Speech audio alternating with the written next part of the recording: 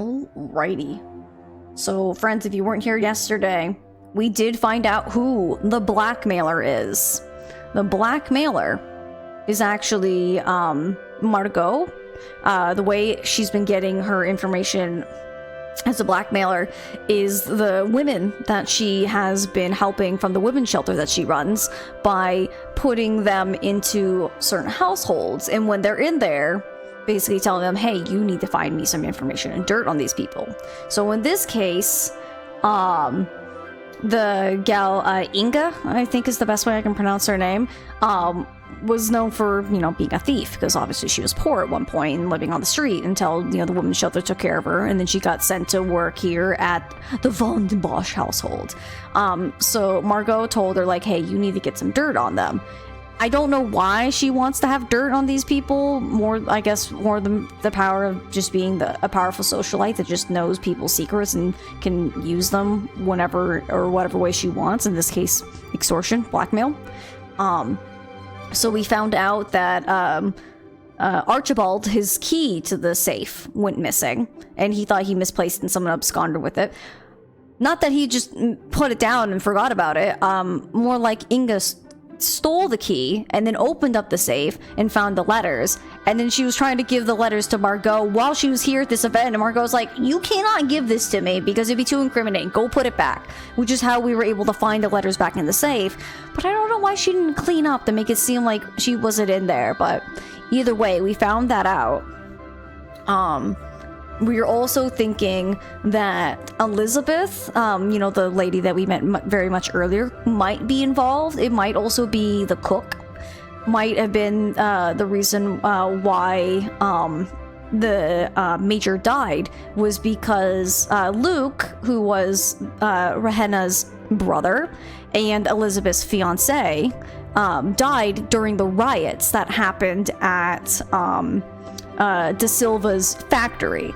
And the riot didn't happen just because the people got upset and then, the police, or not even the police, just the security that the major had with his old war buddies fought against. Apparently, the major had his war buddies attack the people. Like, he caused the riot. It wasn't just like pent up rage. Like, his people charged at them. So essentially the major's actions led to Luke dying. So we're really strongly thinking that it was a revenge murder kind of thing. That is our thinking at this current moment.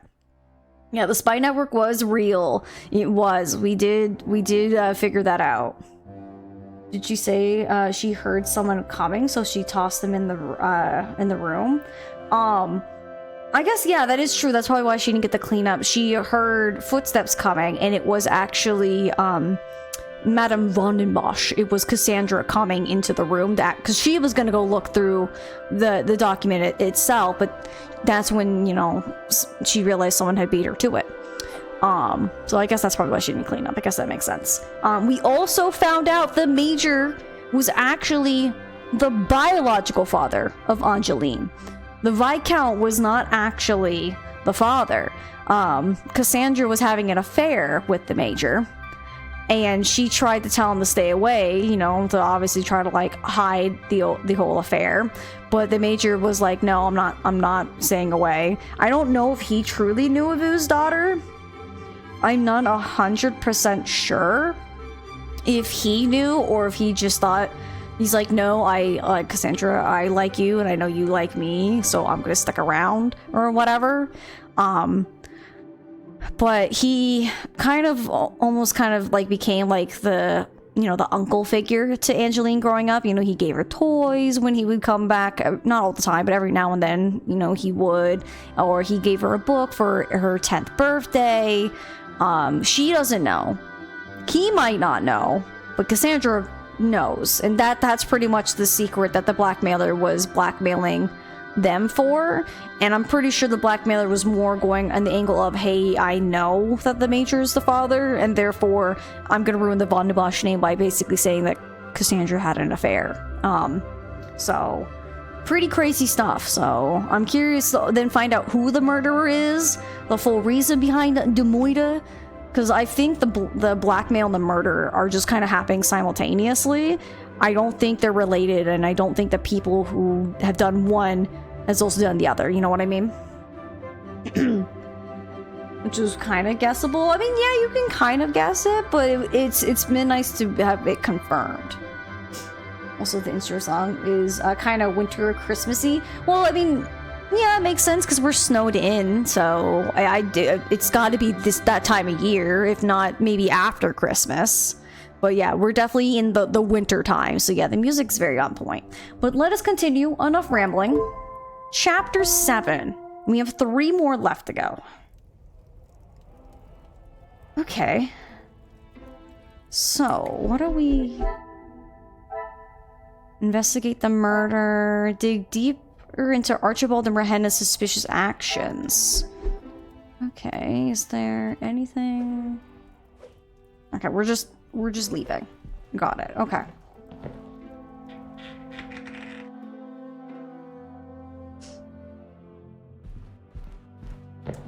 Guess we're just off to find someone to talk to. Oh. Why does she look like evil and sickly? Honestly, she looks like she's gonna like turn evil any moment. Good thing it's not one of those kind of games. It looks like Elizabeth is on her way to see me, but at such a late hour. Mademoiselle, what a pleasure to see you. Detective, It is a rather late hour to be wandering the halls. Oh, yes, of course. I do not feel myself, Detective. If that is the case, you should be resting. Allow me to help.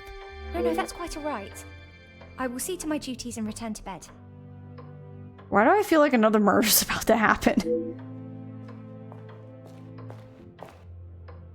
You be Alan Wake 1? Very nice, Mechas. Elizabeth, Lady Van den Bosch has been waiting for some time now. Oh, yes. Sorry. Detective Poirot was just... I'll see to the detective. You just head on up. Off you go. Good night, Detective. Bonne nuit, mademoiselle. Mademoiselle Elizabeth is certainly not herself. I thought the death of the Major had brought up uncomfortable memories of her beloved Luke, but it may be something else. Okay, off she goes. I'm sorry about her, Detective. As you can see, she is still not back to her usual bubbly self. This weekend seems to have taken quite a toll on her. She'll be right as rain in a couple of days. Now, what can I help you with? As if by magic you appeared when needed. I would like to speak with you and the remaining staff. If you could gather them in the staff pantry. At this hour, Detective? Is that really necessary? I shall be the one that determines what is and what is not necessary, and this is very much the former. As you wish, Detective. I'll see if Inge is finished preparing for breakfast. And Mademoiselle Rihanna? Yes, of course. I'll fetch her from the kitchen. Elizabeth may be some time with the lady of the house. Perhaps you'd like to start with us? Very well. I shall speak with Mademoiselle Elizabeth when her duties are complete.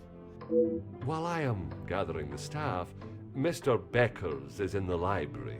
If you wish to join him, I could bring you both a nightcap. I wish to keep a clear head, but there is something I wish to discuss with Monsieur Beckers. Oh, okay. This is my opportunity to confront Monsieur Beckers about his dealings, or lack thereof, with Monsieur de Silva, without being disturbed. Ooh. Oh yeah, I forgot. He was supposed to be here for that, but he didn't even sign anything. That's also kind of sus. I'm going in.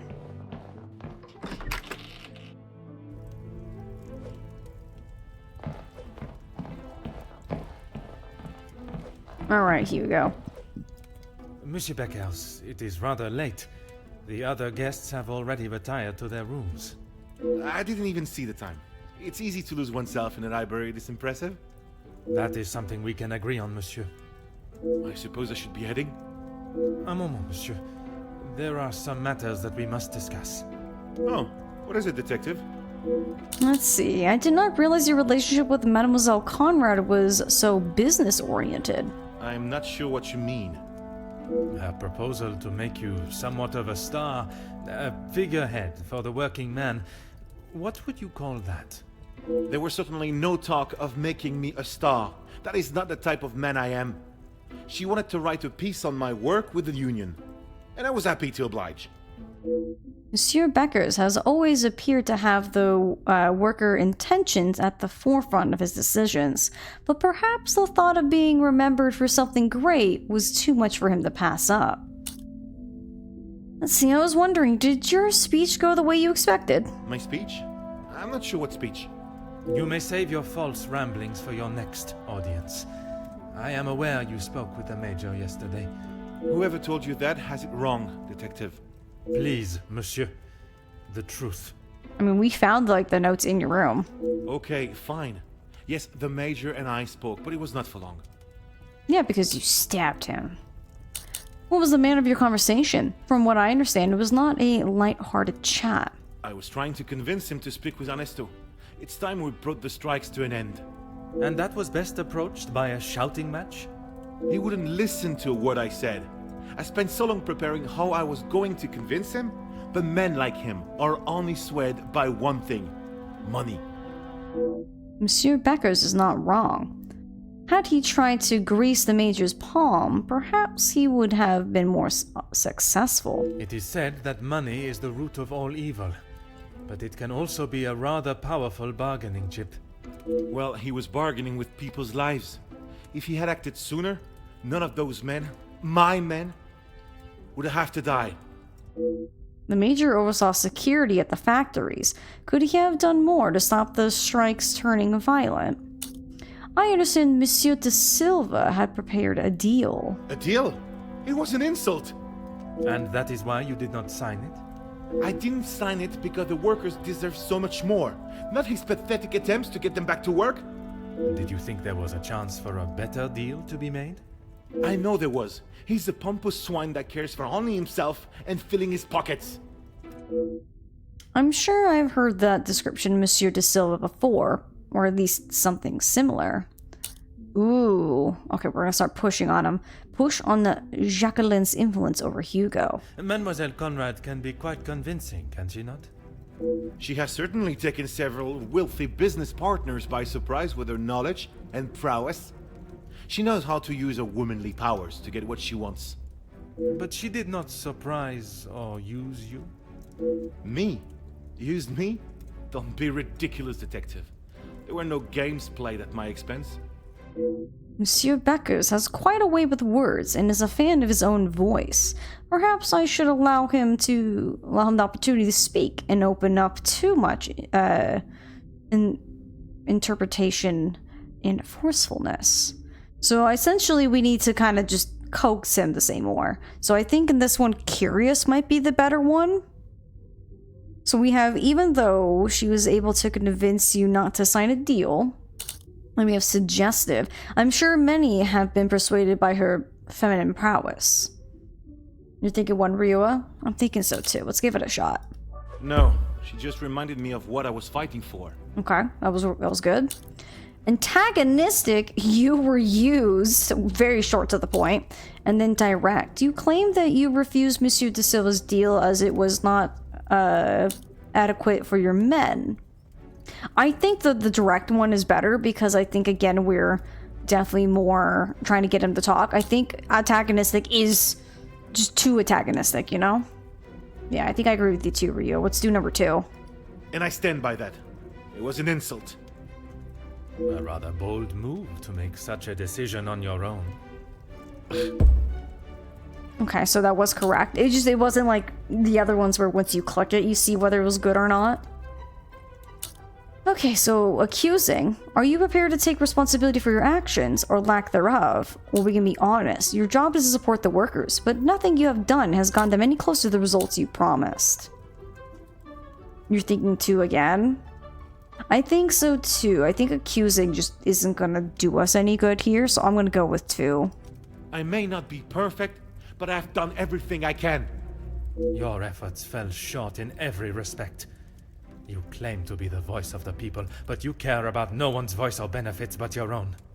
It's not as easy as just signing a piece of paper, Detective. It is a heavy weight to bear on one's shoulders. I consulted with others. Okay, so that was also correct. You yourself spoke of Mademoiselle Conrad's cunning in business. And I told you, I was not one of her targets. Tell me then, what was it she reminded you of? The acclaimed man of the people you would be known as if you pushed the factory owners for more? It wasn't like that at all. From where I am standing, it was she that was manipulating the terms of the deal, and you in the process. You were merely her pawn. Okay, yes, I know. I shouldn't have listened to her. But what else could I do? Remain an unknown my whole life? I didn't mean for anyone to get hurt. It may not have been your intention, but we both got an know the result. achievement. You rolled the dice with those men's lives for fame, and you lost. Dang. Pardon my intrusion, but you are from a large family. What does that have to do with anything? I have often wondered about the competition siblings face in a large family. When you're young, it is the best feeling to know you have family that will stand by you, without even being asked. It is not until everyone starts carving their own path that you realize you're walking yours solo, and those that were beside you are now miles away. My older brothers were the athletes of the family. They both played soccer, and were the infatuation of every teenage girl. I'm sure you have seen the type. Oui, monsieur, but I can assure you that was not I. Then there was me.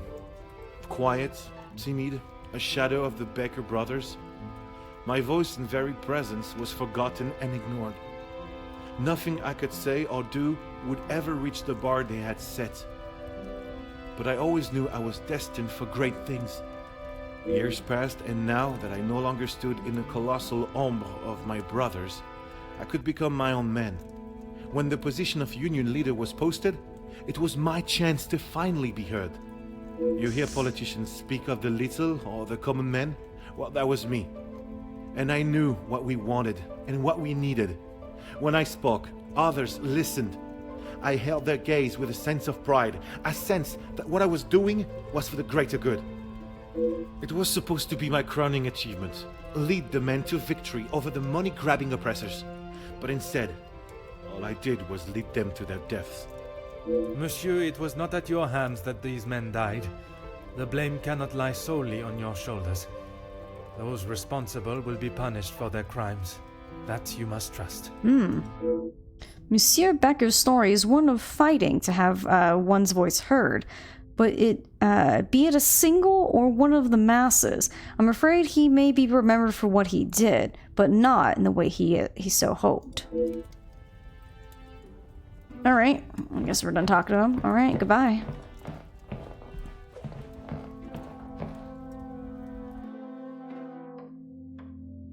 Well, speaking with Monsieur Becker's was not the reason for being up at this hour. He was able to fill in some blanks regarding the Major, but not in getting any closer to discovering his killer. Perhaps the staff living quarters will. Okay.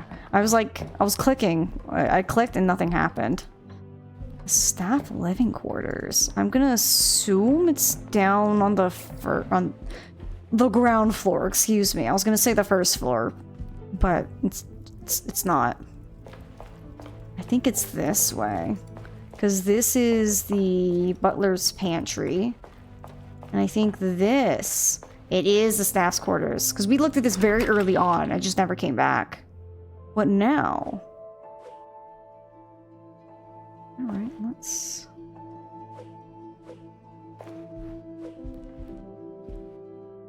A decent supply of logs. I just hope the staff also get to make use of them this weather.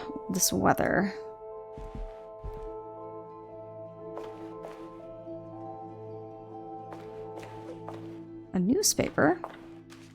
They are a few days old and do not hold a candle as to what has transpired over this weekend. A hammock.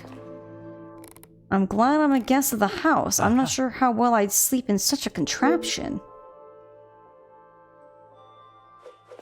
Cupboard. There does not seem to be anything of interest in here. Not with that attitude. Oh. A war medal that I assume must belong to the Major.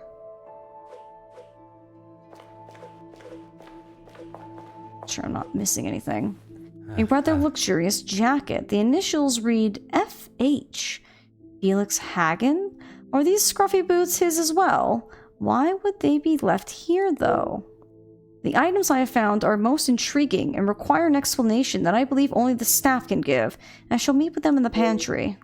Detective, what can we do for you? You can help me by telling the truth, and in the process, help yourselves. Sorry, Detective. It's a bit late in the night for riddles. It is no riddle, monsieur. If I do not receive the truth, you shall all be charged as accessories to murder. Knight Rider High, welcome on in. You're just in time. Detective, I think maybe you have been locked in this house for too long. We have all read... You have told me a version, and now I require honesty. Okay, I'm gonna make sure there's... I don't think there's anything in here. Yeah, we need to just talk to them. So let's talk with Archibald first. Monsieur Sterling, is there anything you would like to add to your story? I'm not sure what you think I have done, Detective. Let us not string out this charade any longer. The telephone call the Major received. From his associate. I've already told you, Detective. I don't know who it was. Do not worry yourself on such details now. I suppose they were lucky to have called when they did.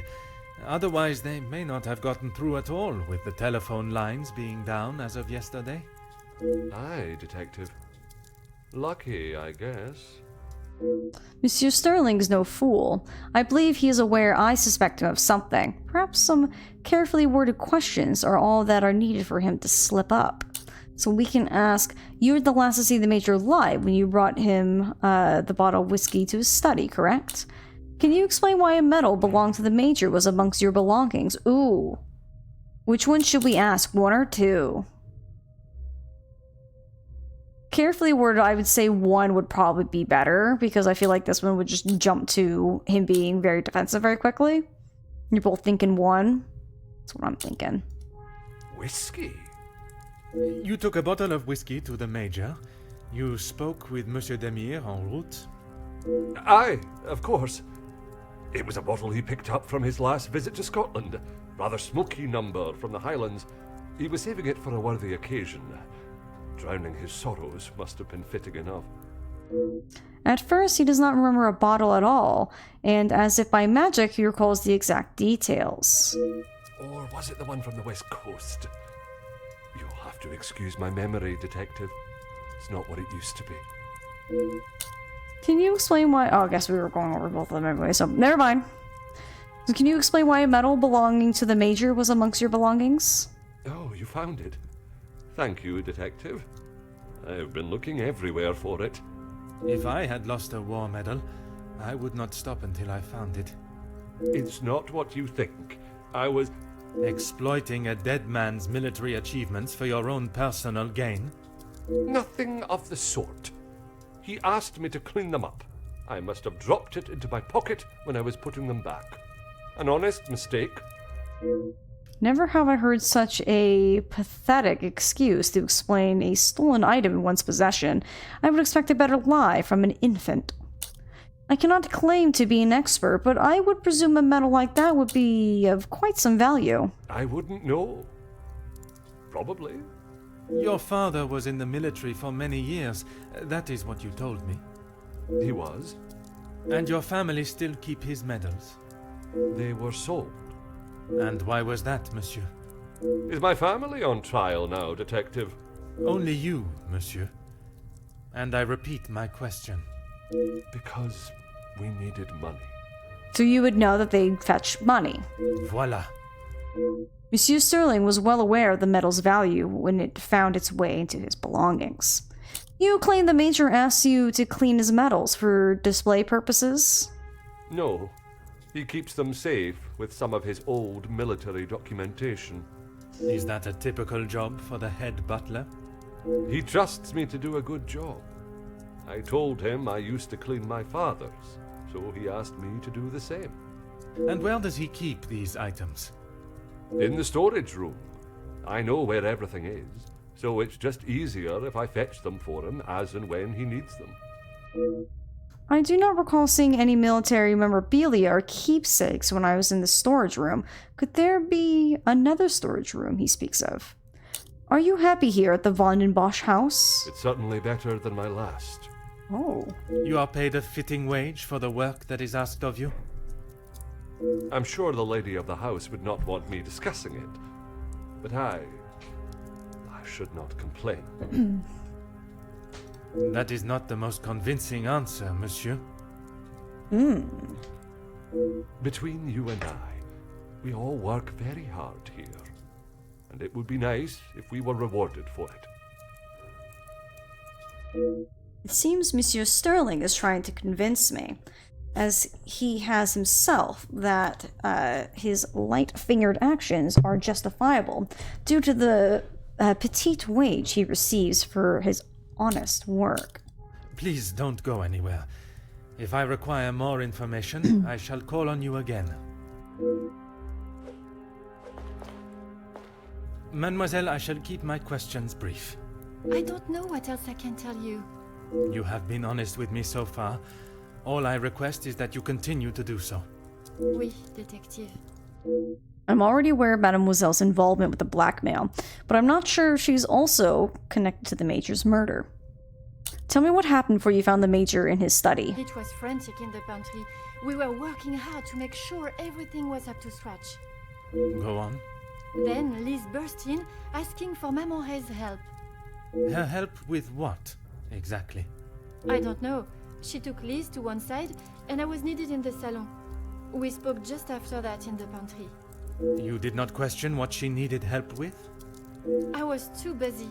I love Liz, but she sheds a tear at almost everything these days. Although, I have never seen her look so pale. Mademoiselle Elizabeth still looked pale when I saw her earlier. I understand the amount of work that goes into keeping a house of this size running, but Madame cannot expect the staff to work if they are ill. Perhaps Mademoiselle Rahana can clear up the reason for Elizabeth's panic. Merci. I shall return if I have any further questions. Alright. Mademoiselle, I shall be as quick and precise with my questioning as possible. Okay. What do you need? My condolences on your brother's passing. Merci. He was a good man. Taken too early. Forgive me, mademoiselle, for not extending them earlier, but I was not aware of your relationship. He was my only brother. And he died doing what he believed was right. If I ever get my hands on who took him from me. I understand why she is so angry for her brother to be taken from this world at such a young age, and in such a violent manner. Violence cannot be met with violence, but I'm not sure Mademoiselle feels the same.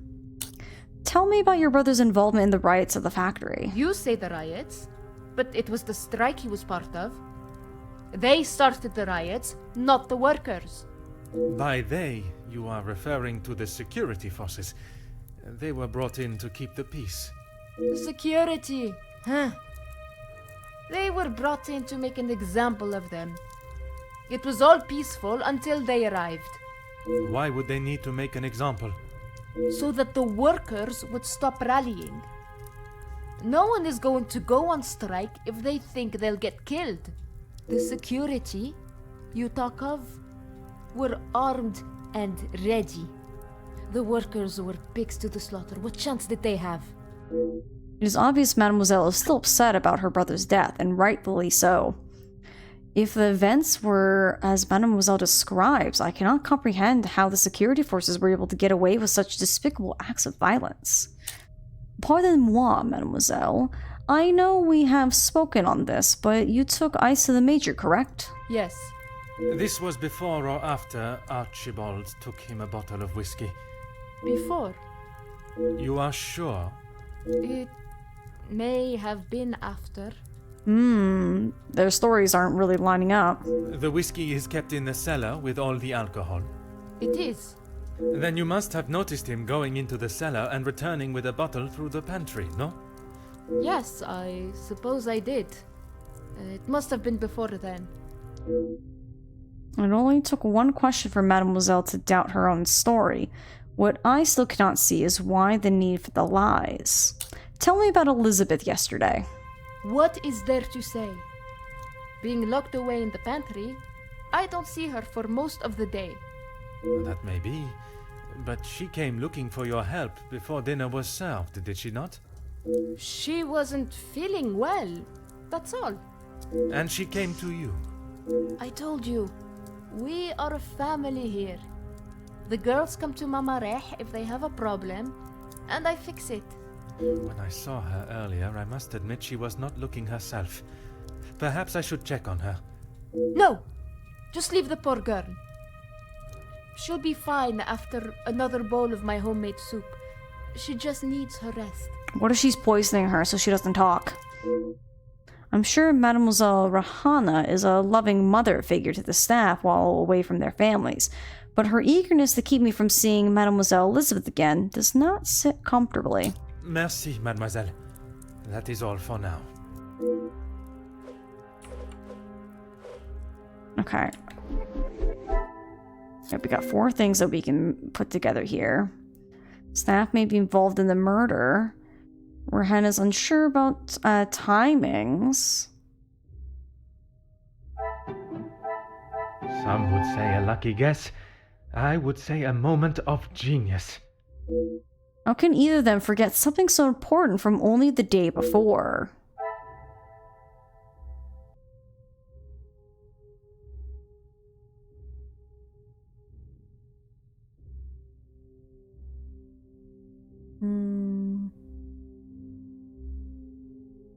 Hugo saw the Major outside.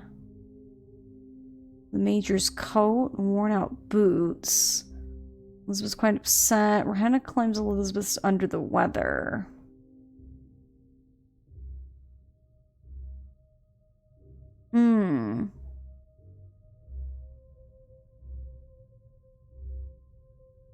Yeah, Archibald and Rahana unsure of the stories. Saw outside in Major's coat, maybe. I should not be surprised by my own skills Oh, what of if it wasn't the deduction. Major? What if it was someone wearing his coat? The Major would not have left such a fine coat in the staff area. Someone must have worn it. More importantly, however, who wore the Major's clothes?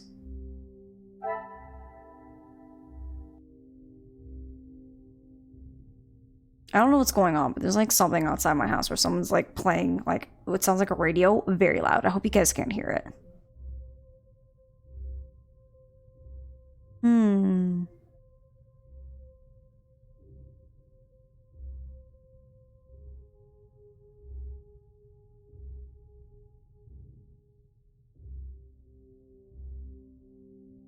Archibald hasn't noticed a lack of calls.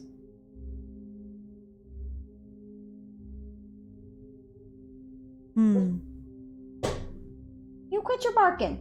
I know they're loud, but you don't need to tell them. She's like, but I do. Lunchtime, I hope you enjoy, Tawny. No, I have a beeping like trash truck outside my office now. Oh gosh. Not the beeping. I'd kind of prefer that than whatever the heck's going on outside my house right now.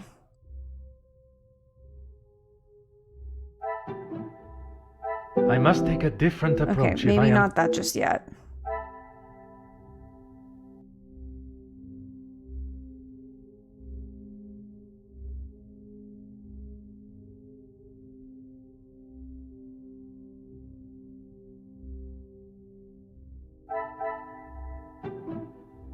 This will not get me any closer. Metal staff gets little pay. Oh, maybe. I cannot see the logic in this. Okay, not that. It's a good thought.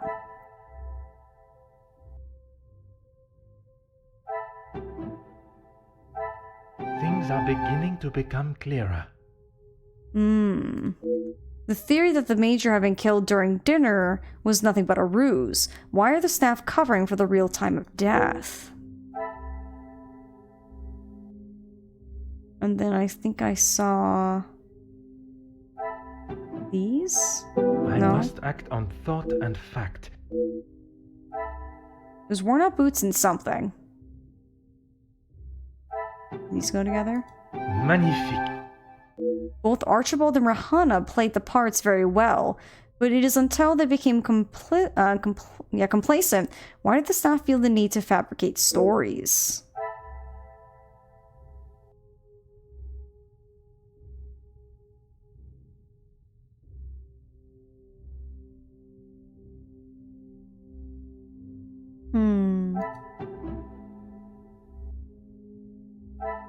Come, my little grey cells.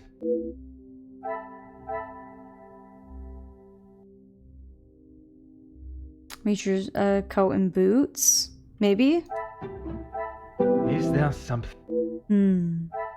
No.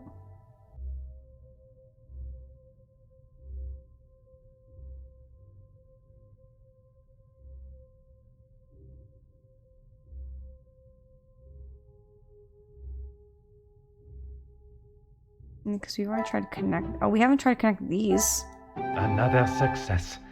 I never doubted myself. Okay. I should have known at first glance these belong to a member of the staff. But who? Staff member's boots. What a revelation! A staff member dressed in the Major's clothes and took his position out in the snow for the guests to see. Why would they do this? Do these go together? The pieces of the puzzle are finally coming together. I almost had to relay their stories back to them both. I obviously cannot trust a word they have said. Why are the staff hiding the truth from me?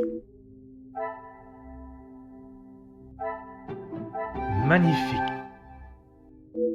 It is a revelation I had not expected. The staff were involved in the murder.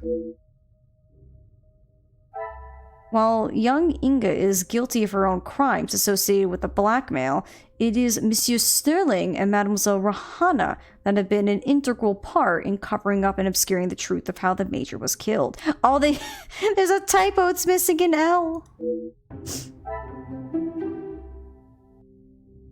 Okay. The staff were already suspicious to begin with, but this confirms their involvement. But are all the staff members involved? Okay, so we got a new mind map. We can already put 3 things together. I'm close to revealing the truth about the Major's murder, but I must understand the roles that each and every person involved played before the final puzzle is solved. Ooh. Interesting we're doing this on, like, chapter 7, you know? Unless there's gotta be something else that's gonna come about. Let's see. Inga feels disconnected from her peers.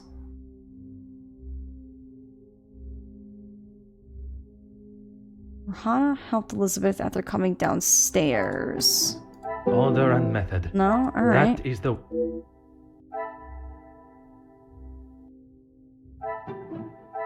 What a revelation! I cannot imagine the pain they have felt losing Luke. His memory will live on in their hearts. Which won't stage the phone call.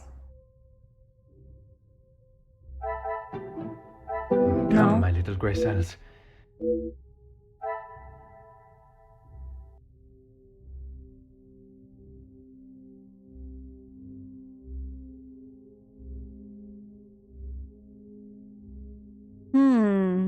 Do these go together? This will not get No. me any closer to my goal.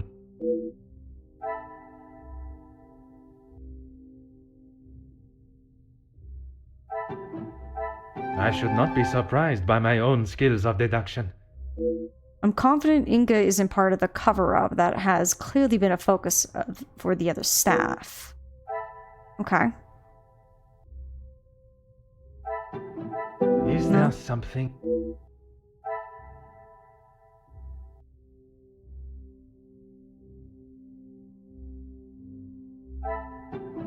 No. Because it was 1 with that addition. Elizabeth looked white and Rahana helped her. I think we already tried that one. Yeah, see how it's already red? I've already tried that, and that didn't.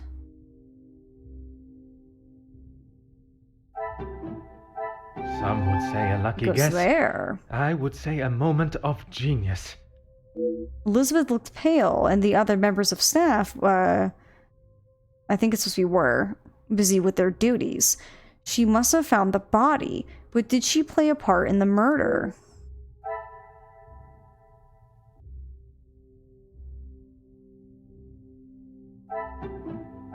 The pieces of the puzzle are finally coming together. Although her duties are primarily focused in the kitchen and pantry, I don't recall seeing her. Alright, so we got 2 now.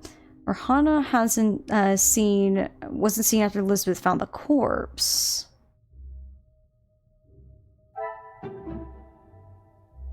Another success. I never doubted myself. Impersonating the Major was Rahana's role in the plan. Why it was necessary, I'm not sure of, yet. Why did she feel the need to cover for Elizabeth?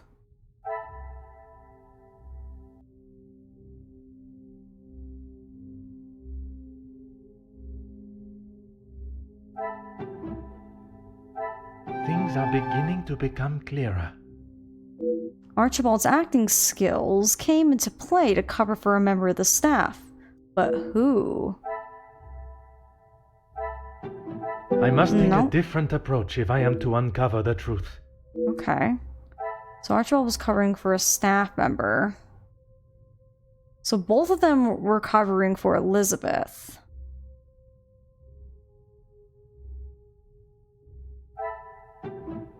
I should not be surprised by my own skills of deduction. The staged phone call was Archibald's assignment. He went to great lengths to protect Elizabeth, but why did he feel the need to cover for Elizabeth? While young Inga is guilty of her own crimes associated with the blackmail, it is Monsieur Sterling and Mademoiselle Rahana that have been an integral part in covering up and obscuring the truth of how the Major was killed. Again, it's missing an L. Unless the French literally have the same word, just with just an L missing. That was kind of a fun mind map. I know all the pieces of the puzzle. I must return to my room and place them together until the rest reveals itself. It is time for my little gray cells to go to work. I am so close to uncovering the truth. Okay. Oh, I hit the wrong button. Okay. Defensive strike. And then we have a bunch of potential weapons.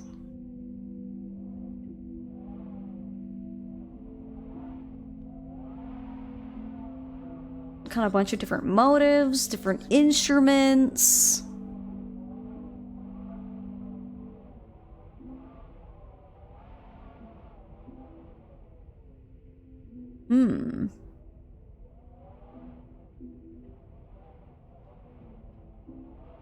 Yeah, I don't think there's anything new. I think it's based off of these up here. So we know the staff are involved in the murder. We have a bunch of different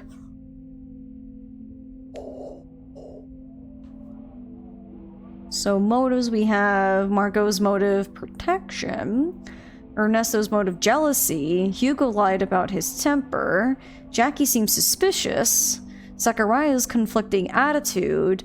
And Gideon's motive, retribution. And then we just have defensive strike. The wound is not common with an aggressive attack. More like a defensive strike.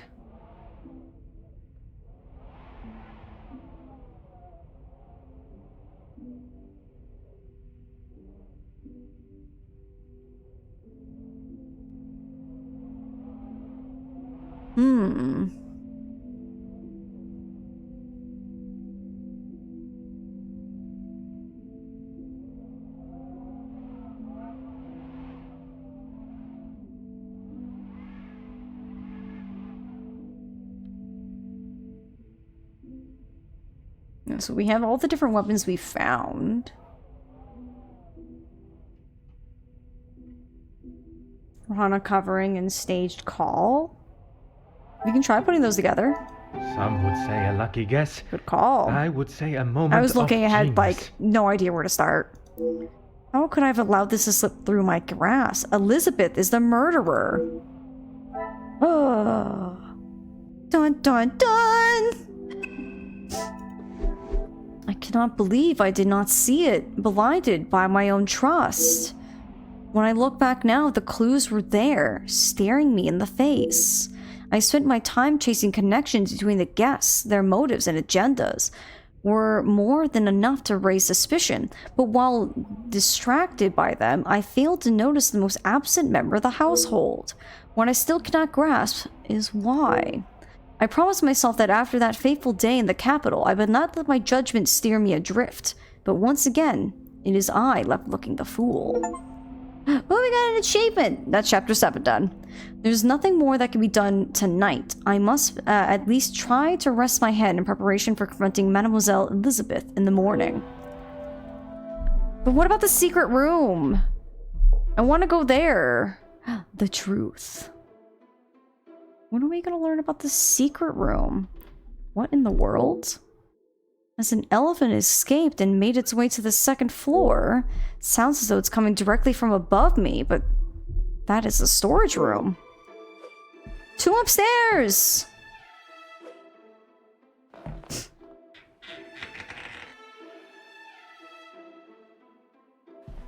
I like how we didn't hear a sound. He just had to tell us. He's like, by the way, I hear something upstairs.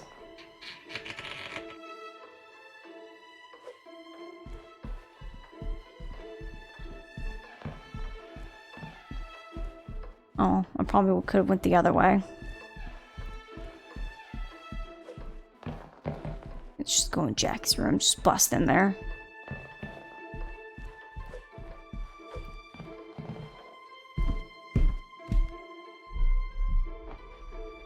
Ooh. The door is cracked open. Let me just look at something real quick. No, nothing there. Okay, just wanted to look around. This is the way to the storage, yeah? Oh, that's so mysterious, seeing just the light kind of peeking through. Why would Monsieur Sterling be in here clattering around in the dead of night?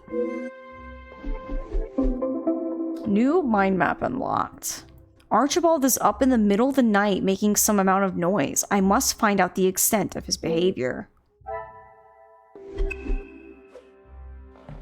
Monsieur Sterling. Oh, Detective, I was just... Oh, secret room! It's behind here! Look at the scuff marks! And, like, the line! Oh! Please, I eagerly await to hear what reason you give for being in the storage room at this hour. A butler's job is never... I am no fool, monsieur. You have spun enough stories this weekend. Honestly, Detective, you don't trust anyone. Well, as a detective, we should not until we get to the bottom of things. And with good reason. My patience has all but run out. What are you doing in here? I've been thinking about my time with the family. I often think on fond memories, but it does not take me to a storage room in the middle of the night. There are many memories held within these walls. I just wanted to see them again. Monsieur Sterling sounds as though he has plans on leaving the house. It sounded as though you were moving furniture in here. I didn't realize the noise I was making. Obviously. Were you preoccupied looking for another of the Major's medals? Of course not. I already Where explained. you going? Hanzo? Where you going, baby? You want out of the room? Give me a second.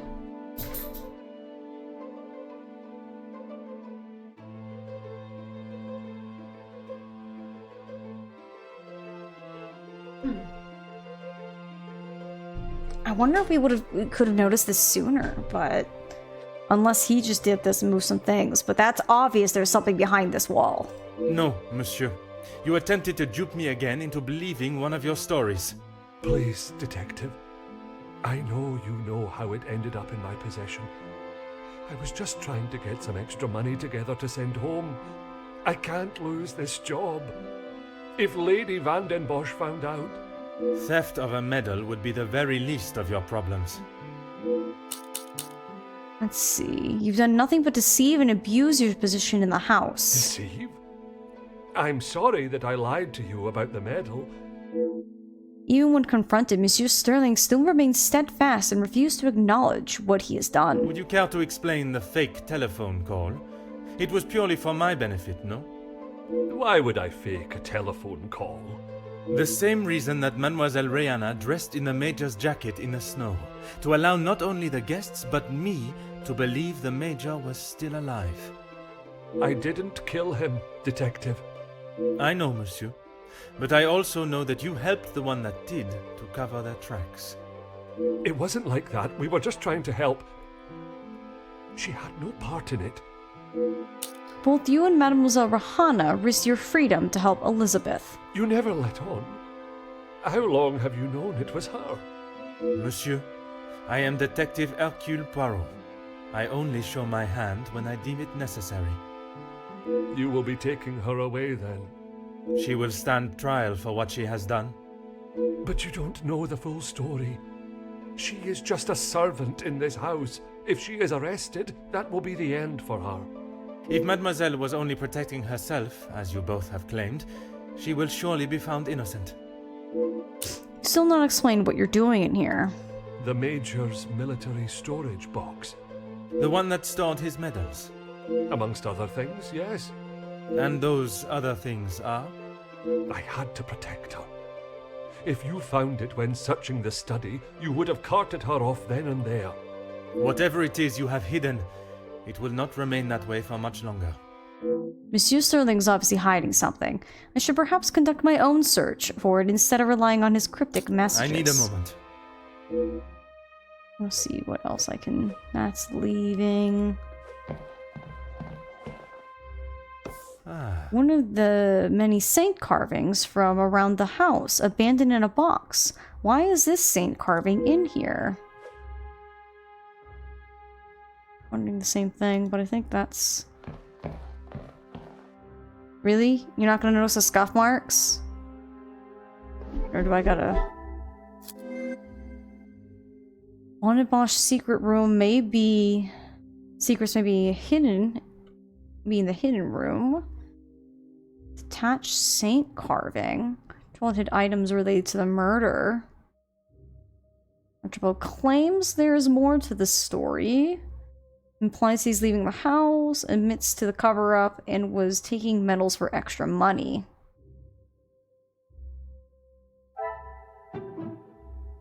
I cannot see the logic in this.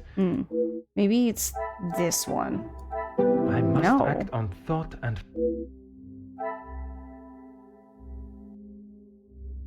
Because that's all we have is here. order and method. That is the... Oh, these things go together. I thought it was something going to be connecting Archibald, but... Another success. I never doubted myself. The detached carving may relate to a door in this room. This would explain Archibald's presence. Okay. Things Thank are you. beginning to become clearer. Archibald must have hidden items in the secret room. I presume this exists within here. Somewhere. I like how it's like, now I can inspect.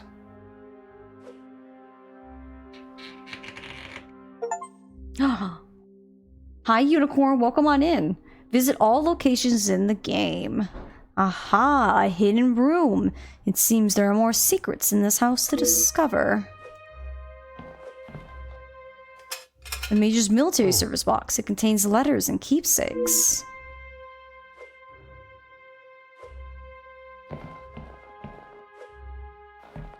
Military knife. A prestigious-looking knife, likely belonging to the Major. Ooh, a letter. Ooh, uncovered a secret memory from the Viscount. The last will and testament of the late Viscount It seems he truly loved Angeline.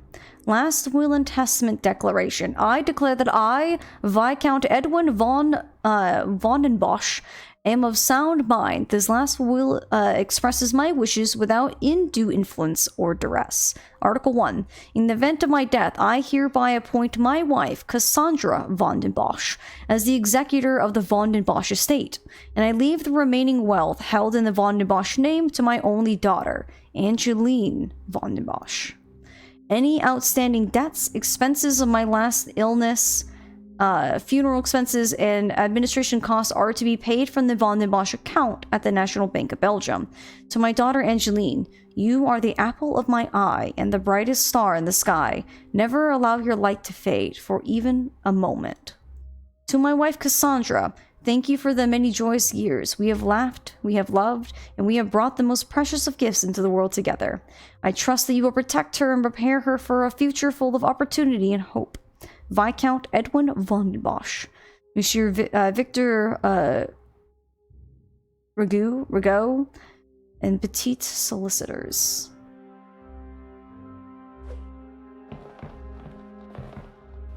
An expensive looking lighter. It looks to have, unfortunately, been through a war. Come, my little Grey Cells, I believe we already know something about this mystery. Anything else to look at? We looked at everything in here? Yes? Okay. Everyone's doing well. Yeah, we're doing good. I'm a little bit cold. It kind of feels like the air's on, so... a little frustrated and cold, but... oh, there is blood stains on it.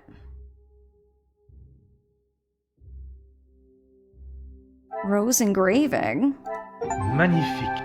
150 deductions. This lighter must belong to the Major. The army symbol all but confirms this. But don't I already have this in my possession? What a revelation. The lighter I found in the military box is certainly the Major's, meaning the other one is not. Okay, we still got one more that we can put together, but we do need to speak to Archibald.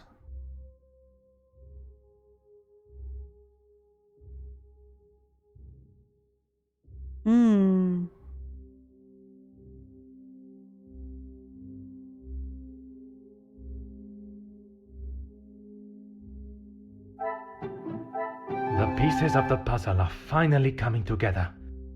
The murder weapon has been found. Elizabeth must have used this in the study. Alright, cool. So now we can talk to Archibald about both things at the same time. Let's go.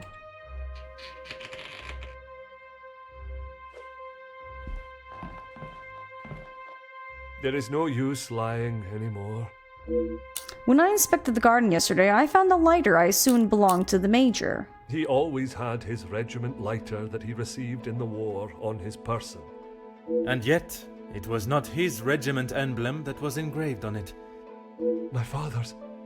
It must have fallen out of my pocket. You still have it, Detective.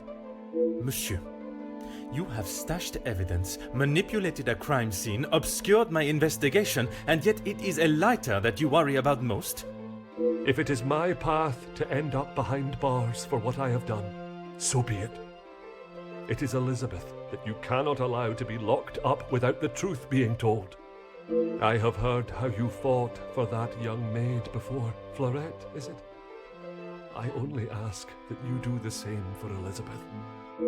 Although the cases differ greatly in severity, I can envision the similarities in how Mademoiselle Elizabeth will be treated by those in positions of authority or social standing, even before she is trialed. It is my oath as an officer of the law to uphold justice and fairness. Mademoiselle must be given the chance to prove her innocence before the courts, as any other suspect. The absent murder weapon. You found it. Even the secret area that has been created here is not concealed enough to stop Detective Hercule Poirot. I couldn't just leave it at the scene for you to find. The Major was killed by his own knife. The knife that protected his life during the war would eventually be the one that ended it. It was in his holster when he attacked her. He had hold of her arm. What else was she meant to use to get him off of her?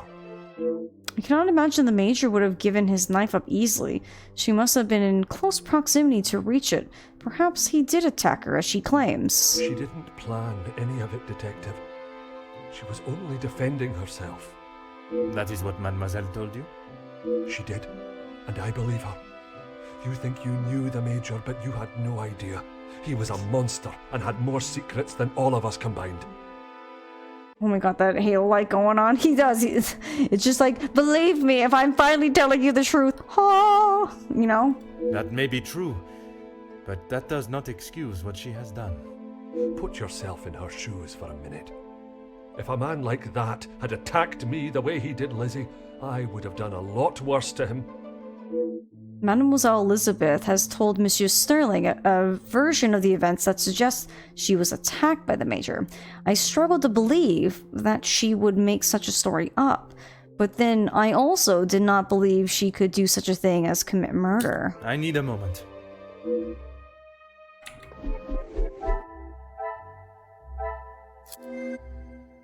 Okay, so what do we got here? Archibald claims the Major attacked Elizabeth. Lighter from the garden belongs to Archibald. We got one thing that can go together. I must act on Okay. thought and fact. It's definitely not that, but it's got to be one of the new things that was added.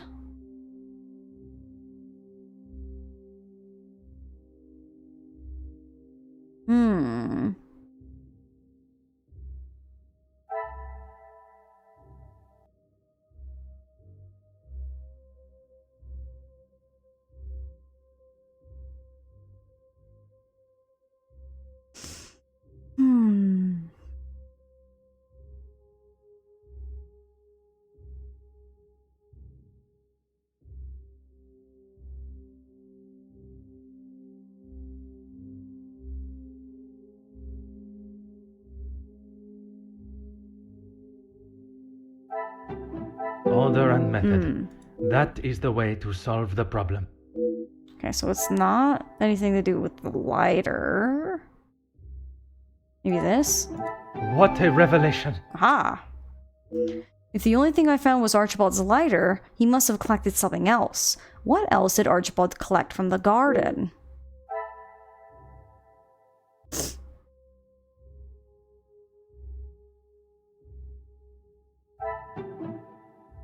The pieces of the puzzle dropped the are knife out the finally window. coming together.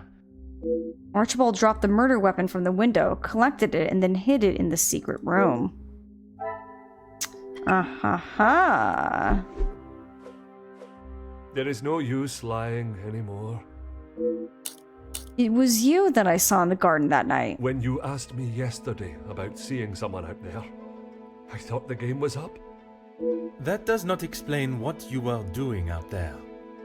When Lizzie took me to the study, the knife was still in the Major's chest, and I knew I had to get rid of it. I dropped it out of the window, knowing no one would be going outside. It was fine for the time being, but I couldn't risk it being found when the snow melted. So you collected it under the cover of darkness and stowed it away in here where you thought no one would find it. After your questioning in the pantry, I knew you were onto something, and I couldn't leave it here. And where did you plan on moving it to? Honestly, Ooh, an achievement. Collecting the item and hiding it to save Elizabeth, he must truly want to protect her from the law.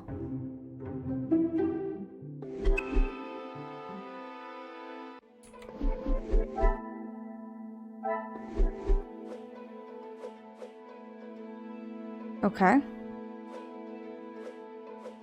there is no use I have one last question. Why? Why what? Why I would risk everything to help Lizzie? Exactement. Because she is family.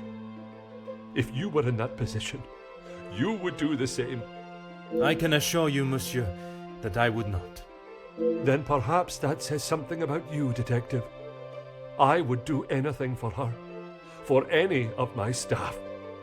Even if it means crossing the boundaries of the law. Without question. The lengths that Monsieur Sterling would go to protect someone he considers family is admirable. But when those lengths break the very laws that are in place to protect the innocent, they cannot be ignored. I ask that once your morning duties for the ladies of the house are complete, Mademoiselle Rahana and yourself wait in the staff quarters. Aye, detective. But Welcome back, please, Zozo. you have You to go help outside. Lizzie. It was all an accident. She doesn't deserve to spend the rest of her days behind bars because of that man. If she is put behind bars, it is because that is what the courts have decided upon. Detective, you can't be so cruel. It is not cruelty, monsieur. It is the law. I like how Poirot is very like, this is the law. Whether it goes one way or the other, it's up to the law. Like, he doesn't have like a shred of like, oh, maybe I should, you know, kind of understand the situation. It's like, no, it's the law. It goes one way or the other. It's what the law determines. He's a very rigid character, but I think that, you know, it's good, you know, as a lawman, he doesn't deviate, you know? After all these further revelations, my mind is as busy as Monsieur Goulet's chocolate shop. I have all the pieces of the puzzle to deduce why Elizabeth killed the Major. Now I must follow my little gray cells to put them together. Okay, new mind map. After finding those documents in the hidden room, there are starting to fall into place as to why Elizabeth may have killed him.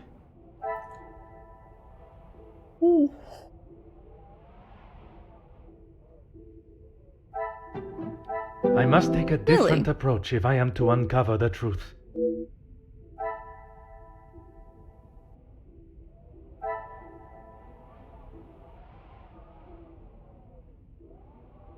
There's two things that can go together.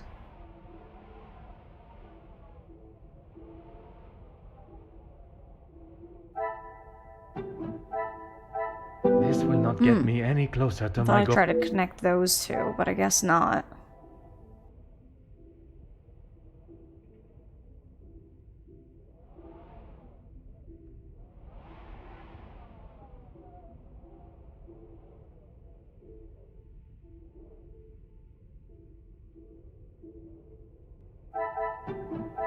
I should not be surprised by my own skills of deduction. The Major's financial struggles must have left him in need of a source of income. Who would the Major have turned to in his time of need? Another success. I never doubted myself. The Major needed the job to go ahead. It was the only way to guarantee money in his pocket. What could he do to ensure the job would be complete? Ooh. Phew.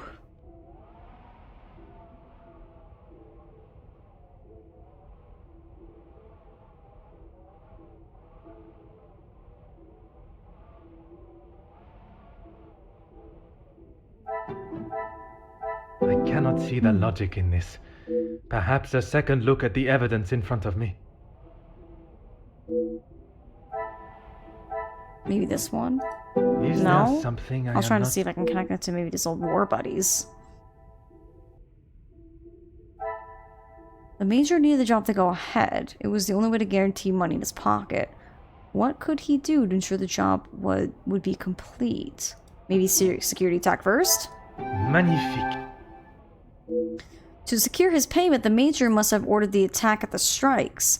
What were the consequences of the Major ordering the first attack? Some would say a lucky guess.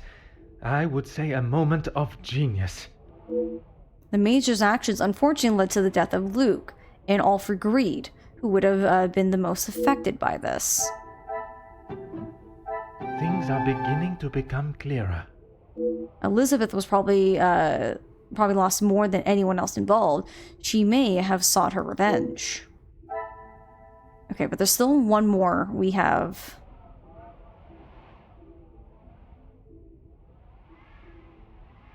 What are we missing? Oh my god, he killed prisoners of war? Reason the Major's discharge is an act he must not be proud of. I presume he didn't want his secret becoming public. I don't think we read this. discharge under other than honorable conditions. This is to certify that Major Felix Hagen has been discharged from the British Army in consequence of crimes against humanity during a period of war. Additional detail. While serving overseas, a number of prisoners of war were being held under the authority of supervision of Major Felix Hagen. While in his care, the prisoners were executed, an insubordinate act that disobeyed direct orders. His actions have been deemed in direct violation of the British Army values and ethics and consequentiality. Major Felix Hagen has been withdrawn from his position and will return to England.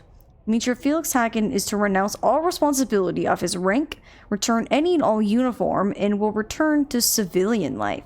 Pension due to be received from the British Army will hereby be revoked, and any benefits are to be stopped with immediate effect. General M. Wilson.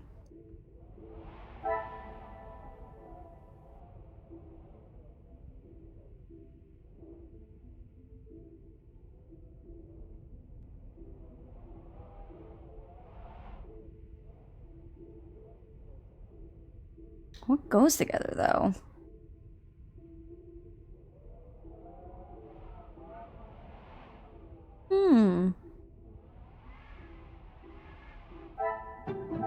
Come, my little grey cells. I just have one more connection I want to make, because I feel like we've gotten down to here. May have sought her revenge. Come, my little grey cells. I just want to know what finally goes together here. This will not get me any closer to my goal. What am I missing? Those two? Oh, I understand, because the reason for his blackmail is because of what he did in the war. Got it. Things are beginning to become clearer. This information would have destroyed his reputation if unveiled, a strong motive for blackmail. Elizabeth doesn't seem like the vengeful type, but all signs are pointing to her seeking revenge for her beloved Luke. If I am to confront Mademoiselle Elizabeth, I must be at my best, and my little grey cells at their most alert. It is time to at least try and rest. I have no time to wallow in my lack of sleep. I must confront Mademoiselle Elizabeth and hopefully, finally, know the truth of what took place. Detective Poirot, I'm glad you're awake. Bonjour, mademoiselle. It has certainly not been a night of peaceful sleep. There is something that we must discuss. Please, Detective, I'm not sure I can take any more surprises like last night. I'm afraid this may be the most upsetting of them all. You have found Felix's killer, haven't you? I have. And the guilty party will certainly come as a shock. I take no great pleasure in telling you this, mademoiselle. Detective, please. It was Mademoiselle Elizabeth that was behind the Major's death. You must be mistaken. Elizabeth could not do such a thing. I assure you I am not. It is something I spent much of last night deliberating. When you spoke of the telephone lines being out of order, it made me question the conversation I thought I had heard Monsieur Sterling make with the Major before connecting the call to him. But it hasn't been working all weekend. Exactement, mademoiselle. That is when I knew I had once again been lied to. Let's see. Were you not woken last night by the tremendous amount of noise coming from the storage room? I'm gonna go with this one first. I wasn't. What were you doing in there, Detective? It was Monsieur Sterling that I found in there. I was taken by some surprise to hear anyone awake at that hour. What on earth was he doing? He claimed he was merely reminiscing of his time with the family. You don't believe him? It did not take long for me to uncover the truth of why he was there, and the location of the Major's murder weapon. Did you know of the hidden area within the storage room? Hidden area? A room that held all of the Major's secrets. I had no idea. Did you discover the reason for his blackmail? I did. Were you aware he was dishonorably discharged from the army? Dishonorably? What does that mean? I will not hide the truth from Mademoiselle, but I will try and be as delicate as possible with the news of the Major's own actions. I'm sure you're aware of Monsieur Zachariah's troubles he faces from this time with the war. Yes, Gideon told me about the conversation you had. It is really quite upsetting. Zachariah was adamant of the Major's cruelty during the war, but the extent was not known until now. He killed a number of prisoners, men that were friends of Zachariah. Surely not. He would not do such a thing. They must have been trying to escape. I am afraid not. They were in fact unarmed. Oh, detective. It is the reason he was discharged, denied his military pension, and I believe the reason he fled England. He had been such an important part of my life for so long, but I feel like I hardly knew him. Oh, ain't that the truth, after what we know. I'll just go back to this one. On my way to speaking with Monsieur Sterling and Mademoiselle Rahana, I met Mademoiselle Elizabeth. She was meant to be resting in the staff quarters. She has not been well. I am afraid that was yet another lie, orchestrated to keep her from incriminating herself. Why would you think that, detective? I only managed a few words with her before we were quite abruptly interrupted by Monsieur Sterling. I must admit, he has a habit of speaking over the other staff. It was much more than merely disturbing our conversation. It was done with the intention to prevent Mademoiselle saying something that she should not. So, Elizabeth killed Felix, and then Archibald helped her cover it up? In its simplest form, oui. I have heard it directly from the horse's mouth. You have spoken with Elizabeth already? Did she admit to it? Not Elizabeth, but Monsieur Sterling. Monsieur Sterling was adamant of Mademoiselle Elizabeth's innocence. Innocence? You said it was she that killed him. It was her hand that held the knife, but he was quite insistent it happened in self-defense. In all of the years I have known her, she has barely even raised her voice. I cannot believe she would do something like that out of malice. The whole truth cannot be known until Mademoiselle Elizabeth has told her story. I allowed my perception of her character to conceal any thought of her involvement. It seems I am not the only one.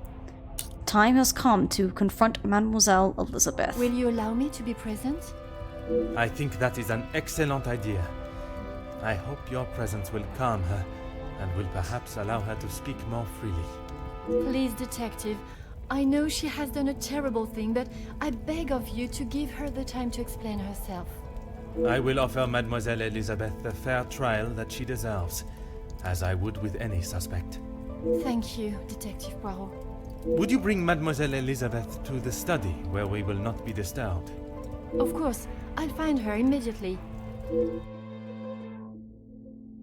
Okay, before we get going, friends, let me just take a quick be right back. I'm gonna go see if the air is on, because it feels really cold. So just give me 2 seconds and I'll be right back.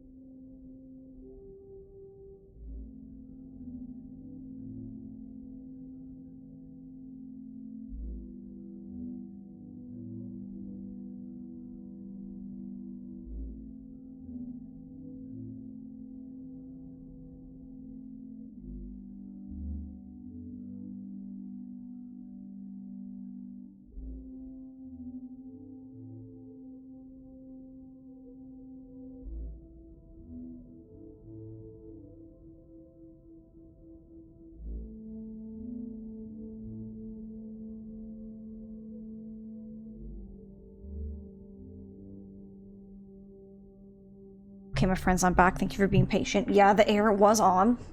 According to the husbandman, he accidentally turned the air on instead of just turning the air off. So, I'm a bit chilly. Can't feel my tootsies. I believe what Monsieur Sterling has already told me about the events that occurred between Mademoiselle Elizabeth and the Major. I do not believe she would have had to do what she did if he was not attacking her and pushed her to the point where she feared for her life. I must listen to her story, the truth, and only then can her punishment be determined. Mademoiselle Elizabeth, merci for joining us. Miss Angeline said you requested to see me urgently. We have some serious matters to discuss, and I would like to waste no further time. Oh, yes, Detective. How are you feeling, Mademoiselle? Still not quite myself. I was surprised when Monsieur Sterling hurried you to assist Madame Vandenbosch last night. I should not have avoided my duties for so long. The house does not stop because I'm feeling a little under the weather. That is true, but you cannot be expected to complete all your tasks if you are not in the right frame of mind. Honestly, Detective, it was best for me to not sit and wallow anymore. Let's see. I understand Luke was not only involved in the strikes, but was on the front line. Yes, that is where he spent his last moments. Standing shoulder to shoulder with his fellow workers. The resulting riots were a terrible tragedy, one that I hope we will not have to see or experience again. Something that could have been avoided had the Major and his team done what was required of them. Nobody deserved to die that day. Not my Luke. My investigation has taken me down many paths this weekend. Have you been able to uncover who the blackmailer is? The blackmailer's identity has been established, and they will pay the price for their crimes. Wonderful news, Detective. You can put it all behind you now. You must be thrilled. I would not say thrilled, knowing that such a close friend has betrayed us. Mademoiselle is correct. What I have learned over this weekend is that people are not always as they appear. While they may give an impression of being a friend or ally, they can in fact be something completely different. And, what of the Major's killer? Well, mademoiselle, that is why I have asked you here now. I posed the question to all of the guests that their thoughts on the Major were. Now I extend that question to you. I'm not quite sure what you want me to say, Detective. Your honest opinion is all I ask, and, s'il te plaît, do not hold back. No one else felt it necessary. We only spoke when there was something in the house to be done. We did not speak of interests or pastimes. You knew of his work with Monsieur de Silva? I only know what is required of me to know, and that is very little. But you were aware of his work as security at Monsieur de Silva's factory. I was. The factory your beloved Luke worked at, before he was cruelly taken from this world. Yes, Detective. Do you blame the Major for his death? Detective, what kind of question is that? A question. It is a straightforward one. He... Mademoiselle, if there is something you wish to tell me, now is that time.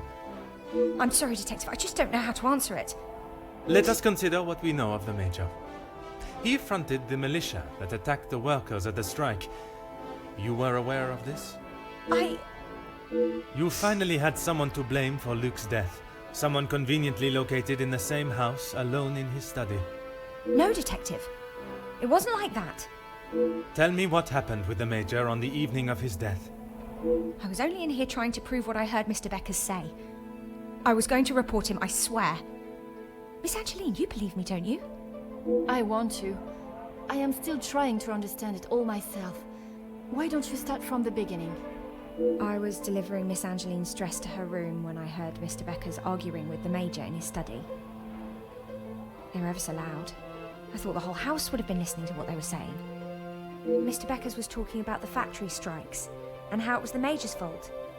He told him that if he didn't own up to his crimes, he would go to the newspapers. I cannot imagine the Major would have taken kindly to Monsieur Becker's threat. He didn't. He called him some rather uncouth names before Mr. Beckers left and went downstairs. I made sure to keep out of sight. After the altercation between the Major and Master Gideon, you went to speak with him outside, and I thought I could look around his study without anyone knowing. I had to know for sure. If it was true, he deserved to be held accountable. And did you find the proof you are looking for? I found a payment from Mr. De Silva, but there was nothing incriminating about that. I was so nervous. I felt like my heart was beating out of my chest. And then you saw the blackmail note. I recognised the writing on the envelope. I couldn't believe it. How could he do such a thing to Angeline? To the family that had taken him in? Common sense would determine the Major was another victim of the blackmailer. If I'd have used common sense, I wouldn't have been snooping around alone in his study in the first place. I heard the footsteps in the hall, and before I could move, the Major was standing in front of me, demanding to know why I was going through his belongings without permission. I tried to come up with an excuse, but nothing came out, and when he saw the letter in my hand, it was like Dr. Jekyll turning into Mr. Hyde. I tried to move around him towards the door, but he hurled something towards me, and it crashed against the wall. That would explain the damage to the wall. I froze. I have never been so scared in all my life. I thought he was going to kill me there and then. And you thought you would beat him to it? Oh, Detective, you make it sound as though I had it all planned. He lunged forward and grabbed me by the arm. I tried to push him away, but he was too strong. His grip just got tighter and tighter. If only you had seen the look in his eyes, I dared not even scream. I saw the sheath on his belt. I didn't know what else to do. I didn't want to hurt him, but he wouldn't let go of me. So you took your opportunity to put an end to it all. I just wanted to get him off me. I didn't want to hurt him. I reached for it and I jabbed it at him. His grip instantly loosened and I ran straight out the door and didn't look back. I like how she said I jabbed him, like as if she kind of just gave him a little poke, and he went like, "Ah, you poked me," and she like ran away. I'm pretty sure it probably went in much deeper since it killed him. So it's like, all right. You did not even look to see what state you had left him in? She had just been attacked, Detective. Oui, please. Continue. I ran down to the pantry looking for Rahana. She took one look at me and knew something was wrong. I explained to her what had happened and she went to find Archie. She said he would know what to do. We went back to the study and he was still lying there, motionless. Archie said that no one would believe me. That if someone like me killed someone like him, I would be sent straight to the gallows. He left the letter so you would find it. He said that if people knew what the Major was really like, then they wouldn't care what happened to him. So I am to believe that it was Monsieur Sterling and Mademoiselle Rihanna that cleaned the scene and orchestrated a plan that included a fake telephone call and dressing as the Major so that he may be seen. You had nothing to do with that. I swear I had no idea that is what they had done. Archie just told me to stay out of sight. I am no master criminal. Then Monsieur Sterling and Mademoiselle Rihanna will be charged for obstruction of justice and impeding my investigation. Please, Detective, they were only trying to help me. Yeah, but they committed a crime, unfortunately. If they wished to help you, they should have brought all of this to my attention immediately instead of committing more illegal acts. Surely you haven't forgotten what happened with Florette. She was only accused of stealing a bracelet. I killed a man. It is a day I have not forgotten, mademoiselle. Even for a moment. Without your help, I don't stand a chance. Please, Detective Poirot, you are the only one that can help me. Oh, Elizabeth, why didn't you come to me? I didn't think you would believe me. I felt so guilty. And when it was announced yesterday that he was a victim of the blackmailer, I wanted to tell you everything. I came to find you last night, Detective, but Archie stopped me. I'm sorry. Come, my little grey cells, let us solve this mystery. It says we have a new conversation. Yes, Detective. The Major's missing knife. I don't know where it is. If you have been honest with me until now, I ask that you continue. I'm sorry, I really don't know. Archie dropped it out of the study window and he said he would deal with it. I couldn't bear to touch the thing. I have the knife in my possession. I believe that from Mademoiselle's reaction, she does not know what became of it. She is unaware of the efforts that Monsieur Sterling and Mademoiselle Rahana went to mask what she had done. Monsieur Sterling was not lying when he said he would do anything for her. I need a moment.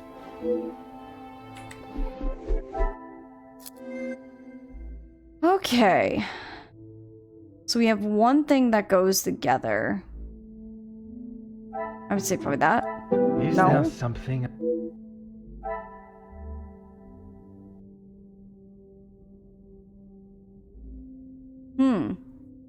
Anamura, hi, it's good to see you. Just call me Nara. I'll try my best to remember. Stab to defensive strike. Try that. The pieces of the puzzle are thinking, finally Rayla. coming together. Elizabeth's story confirms Margot's claim. The Major's death was a result of a defensive strike. Finally, I have solved the case of the Major's murder. I must admit, I take no joy in declaring Mademoiselle Elizabeth as a killer, and I wish she had never been put in such a position at all. Got an achievement! Resolve the blackmail and murder cases completely. Let's go. And we're here at Truth. Oh, yes, Detective. Merci, mademoiselle. Si la plot wait in my room. Please, I was only protecting myself. I didn't want to hurt him. He just wouldn't let me go. Oui, mademoiselle. I know. You finally unlock minecarts, Fall 24. Let's go. Very nice. The plot has thickened once again. It has. We technically have one more chapter left. Mademoiselle tells quite the harrowing story. I cannot imagine the Major acting in such a way. But Elizabeth could not make up such a story. After learning what I have about the Major's character this weekend, I would not question the lengths he would go to in order to keep his secret hidden. I know that you share a close bond with Mademoiselle Elizabeth, but you cannot allow your personal feelings to taint your belief of what took place. She has committed a terrible crime, but she will live with that for the rest of her life. She is not a cold-blooded killer. If what she says of the Major's attack is true, she acted in self-defense, and in the law's eyes, a crime has not been committed. I will do everything I can to make sure her story is heard and a fair trial is conducted. We're going to try our best. I believe the version of events that Mademoiselle Elizabeth has confessed to are true. The Major having fallen to a fit of rage at the prospect of his sword secrets coming to light, he attacked the young Mademoiselle and drove her to do what she had to protect herself. She put herself in a dangerous position, but there's a small part of me that commends the duty she felt to find justice for her beloved and the other workers that lost their lives at the Major's order. If the telephone line is now working, I must call in my findings. With the remaining snow, it may still be some time before they arrive. Mademoiselle, it is time I address the house. Are you sure? What will you say? What if they do not listen? I can assure you, they will. Elizabeth was right, though. She's just a servant. What if they... Mademoiselle, when Detective Poirot speaks, they will listen. Would you ask the guests to convene in the library? Of course. And what of the staff? I have told Monsieur Sterling to remain in the staff quarters with the others. When the authorities arrive, they shall be dealt with. You have been of great help to me throughout my investigation, and now that it is over, I have one final request. You only need to ask. While I am speaking with the guests in the library, would you watch over Mademoiselle Elizabeth in my room? You don't think she will try and escape, do you? In her position, I do not know what she might try. Oh, that's But chapter I 8. trust with you there, any potential ideas of such a thing will be squashed. Back from my meeting, just had to send some emails out. Oh, very nice, Sapphire. Not too bad. Hope the meeting went well. We're heading into the last chapter, chapter 9. All right. The denouncement. Detective, you have spent more time making us sit and wait for you than anything else. Just shush your Madame mouth. Van den Bosch, if you think I have spent my time focused on anything besides uncovering the Major's killer, you are sorely mistaken. I'm sure you will be eager to share your findings with us then. All in good time, Madame. Firstly, to understand the truth of what has occurred this weekend, one must know the timeline of events that not only preceded the Major's death, but succeeded. We are all well aware of what happened before, Detective. You can save your breath. You are only aware of what the guilty parties wanted you to believe, but now I shall apprise you to the true events. The reason for us all being here, you know. The altercation between Monsieur Demire and the Major, you know. The body of Monsieur Hagen was found while we were all sat enjoying a most delicious meal. That you also know. But what was kept from us all was that his body lay on the study floor for far longer than was thought. It was that servant. She found him. S'il te plaît, monsieur. It was indeed young Inga that found the Major's body lying lifeless in It the was study. Colonel Mustard So with it the was her. frying pan in the ballroom. Monsieur, I Oh will my not allow goodness. for any further interruptions. I return to the Major's body. If we are to believe the scene that we were presented with, the Major must have been killed during the first course of our meal, a meal that none of you left, even for a moment. Speaking in the evening, you all confirmed one another's alibis, and although there was doubt in the validity of some, I confirmed that they were indeed all true. What I could not understand was how a man came to be found dead, and every guest accounted for at the time of death. That is until I questioned the latter. Monsieur Beckers, I shall now allow you to speak. You saw the Major smoking a cigar in the snow. Is that true? It is. False. You saw what you were meant to see. Someone in the Major's coat standing outside, giving the illusion that the Major was still very much alive. Monsieur da Silva, on the afternoon of the Major's death, do you recall hearing a telephone ring? Now that you mention it, I have not heard a single ring all weekend. Correct. The telephone lines have been down for the duration of our stay, meaning the telephone call that was received and promptly directed to the Major's study was yet another act of trickery and deceit. But it did not end there. When I entered the study for the first time, it was obvious someone had already been there and falsified the scene to stage a burglary and clear away important evidence, including the murder weapon. What followed was an investigation that had already been hindered. But even those lengths were not enough to derail me for long. I think we have all had enough of your self-praise, Detective. Perhaps you would like to tell us who killed him now? Madame, as I'm sure you would expect, it is not as simple as that. What many of you do not know is the discussion that was had between the Major and Monsieur Beckers earlier that day. What has that got to do with anything? I told you I didn't kill him. That I know to be true. What you do not know is that it was not only his ears that heard your spoken words. I hope you are not implying I had something to do with it. No, madame, there was another. Mademoiselle Elizabeth. You are all aware that the Major was hired by Monsieur de Silva to front the security during the workers' strikes.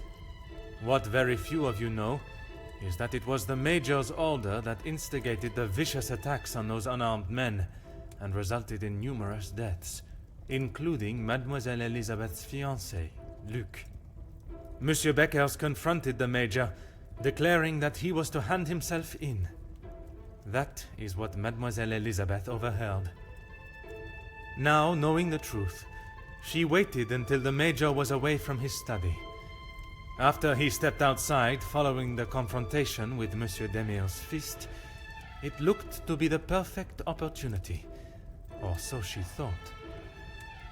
The Major returned and found her looking for the proof she required to hand him over to the authorities. If the maid bumped him off, why hasn't she been arrested? The events that followed in the study are not those of a cold-blooded murder, but one of a young girl that had no other option but to protect her own life.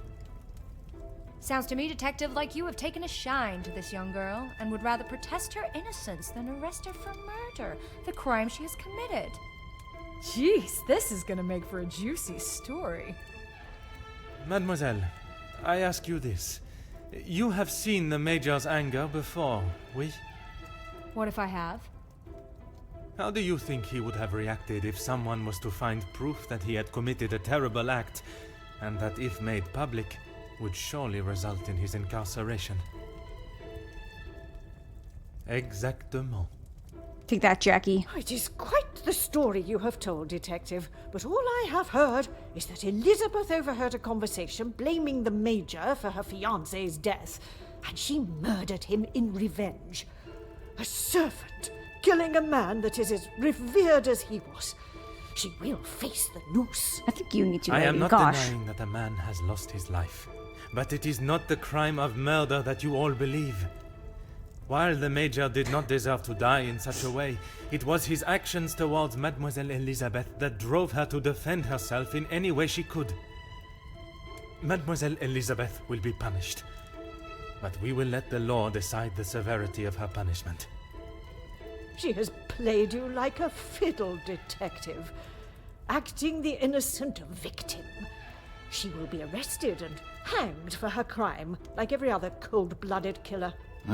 Here. Give her what she deserves. The girl has got to pay for what she's done. Oh. Alright, so now we can finally play. I could not have been clearer with what occurred in the Major's study. They all have forgotten their own perceptions of the Major, and the terrible crimes he has committed, and what he has done to them all, one way or another. I cannot allow for Mademoiselle Elizabeth's sentence to be negatively influenced by those in the house. I must help them to see how their past actions have led to the unfortunate circumstances and losses of life. Perhaps I should remind them all of their participation in not only the workers' strike, but the resulting riots. Those of you that are calling for the hanging of Mademoiselle Elizabeth, have you forgotten the roles you played? Your actions have been far from innocent. Look, Detective, I see where you are going with this, but it's not going to work. So maybe the strikes were down to De Silva and Becker's. But don't try and drag me into their mistakes. Mademoiselle Conrad, if you are so confident of your innocence, perhaps we should begin with you. Convincing Mademoiselle Conrad to admit to her involvement will be no easy feat. She is strong-minded and has deflected questions in the past. Perhaps a more aggressive approach is in order. So you have neutral, you are at the top of your field now, but tell me, why was it you entered the world of journalism? Or accusing? You would do almost anything for a headline, n'est-ce pas? What do we think, friends? You're thinking too? I guess accusing is definitely going to be more aggressive approach.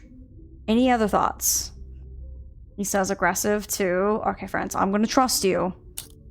You don't need to imply it's only me that does. Ask any of my journalists, they'll say the same. Even if in the process people are hurt? Okay, 2 was the right one. We got the green. You knew the situation surrounding the strikes, and only sought to swell the anger in people and create further chaos. Mademoiselle, you so often have something to say, and now is not the time for silence. You really are delusional. Maybe you should just keep your theories and claims to yourself. Okay, so we still need to be forceful with her. Or I guess aggressive is the word. So you use others for your own agenda, not considering the repercussions or shaming. I do not know of any field that would sacrifice the lives of others for gain. She became defensive. We struck a nerve. We did for sure. We also saw the green, so we know we did it correct. You're thinking 1? I think 1 too. And any other thoughts to sway arguments?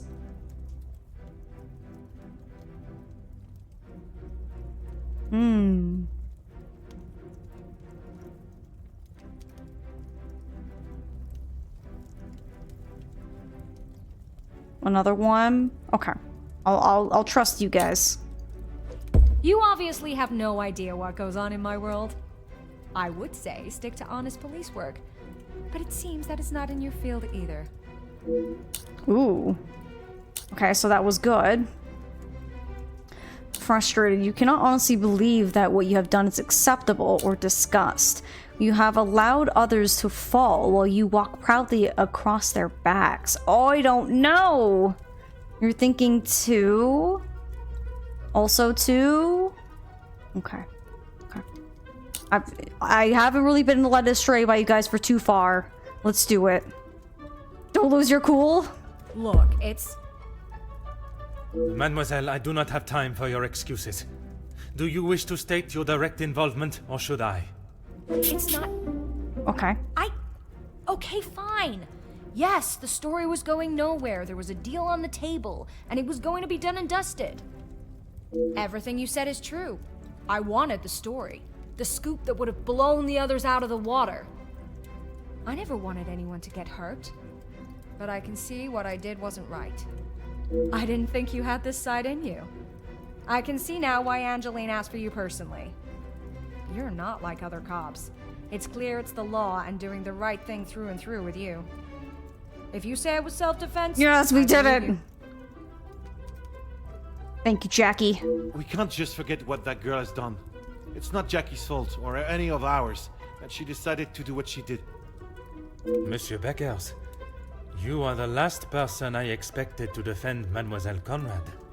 We talked only last night, and correct me if I am wrong, but you have already declared the role you played. To me, at least. Yes, we talked. It's just not fair of you to attack Jackie like that, putting words in her mouth until she succumbs to your plan. I know enough of Monsieur Beckers to know that pushing him will not yield the results I need. Playing the role of an ally may be the best way to approach. Okay, so we need to be an ally to him, is the key.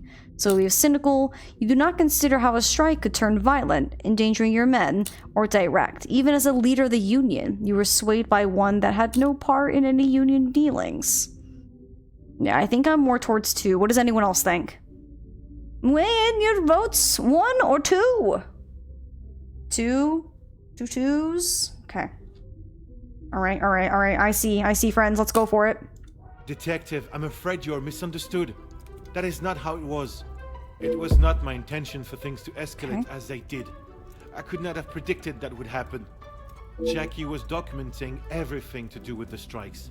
She wanted our story to be heard and wanted to know how I was handling the negotiations. Good job, team. Good job. And they were handled by yourself?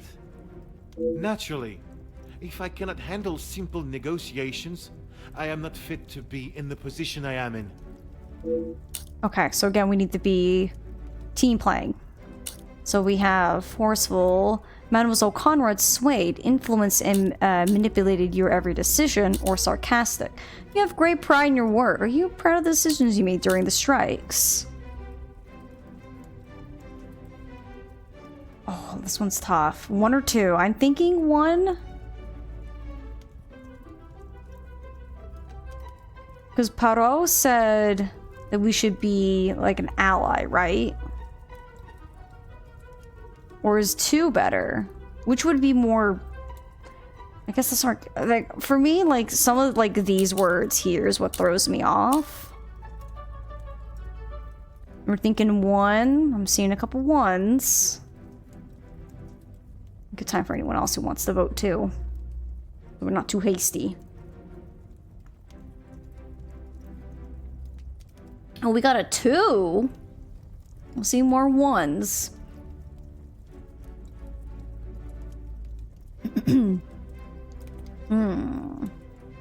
I think I'm gonna go with the majority vote of 1s. Mostly because I feel like this just doesn't fit. So let's try 1 and then just hope. No, it wasn't like that. No.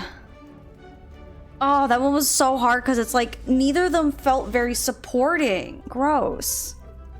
This is not a tale that has been created. The facts I speak came directly from your mouth yesterday. Why is it you cannot admit she exploited your passion and desire for your men in front of the other guests?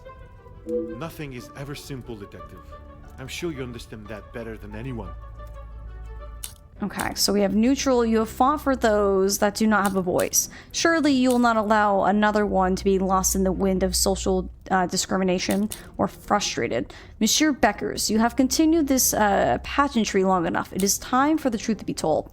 I think it's going to be 1 because if Poirot is, you know, giving us the hint that we need to be an ally, I think this is not.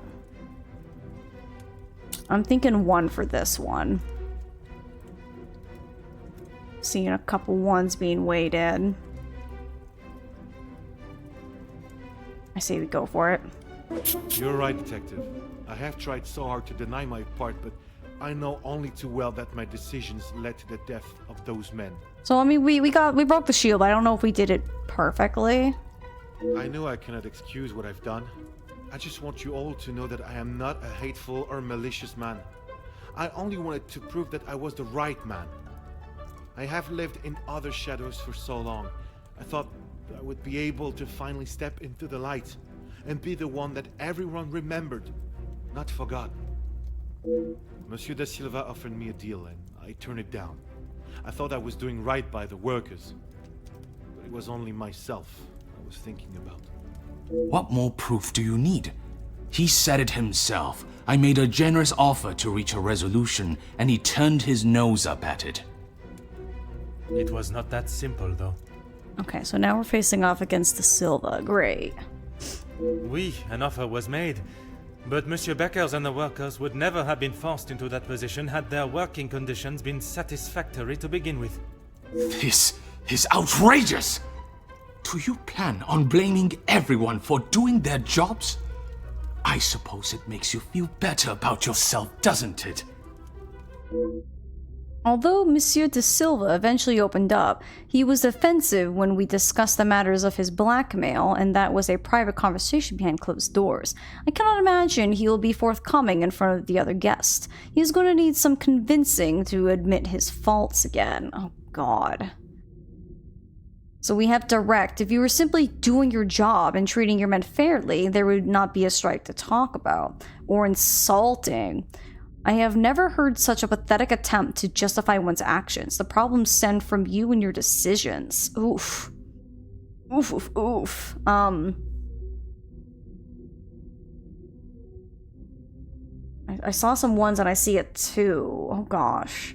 So I feel like with this one, we're not getting like a good direction on being like, you know, aggressive or friendly or whatever. This is just, you need some convincing. So I guess we gotta go for whichever one's more convincing. So I saw ones and twos. Do we need to have like a reasoning debate on why we should pick 1 over 2 or vice versa? So we need the most convincing one. I guess would be the keyword. More 1s and 2s, so go with 1. Alright, I guess majority rules.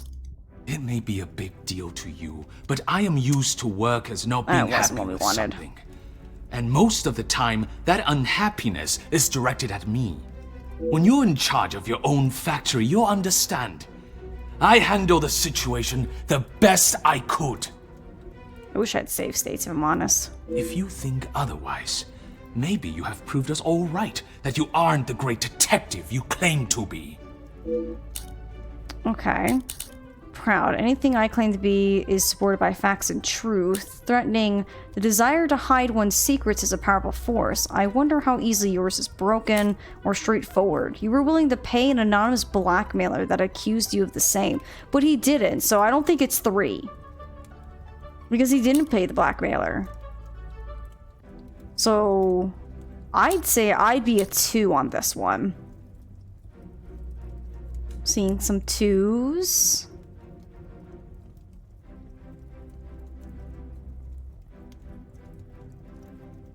So I don't remember anywhere him saying that we found out he paid the blackmailer, because I'm pretty sure when we talked to him, he said that he would never pay a blackmailer. Yeah, should we go with 2?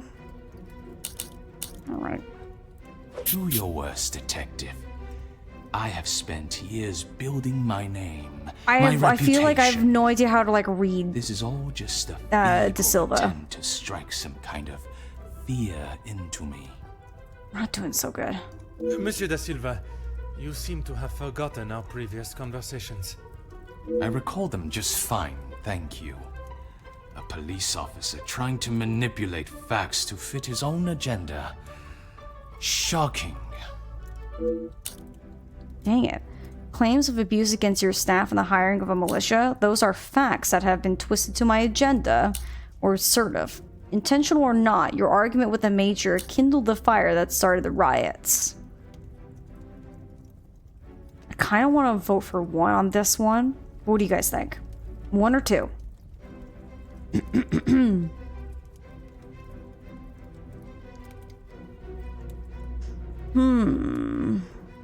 Ryua says 1.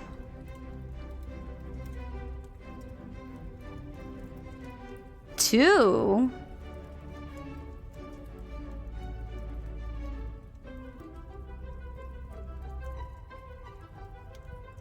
I feel like I'm just more leaning towards 1, but I mean, we've been kind of wrong this whole one.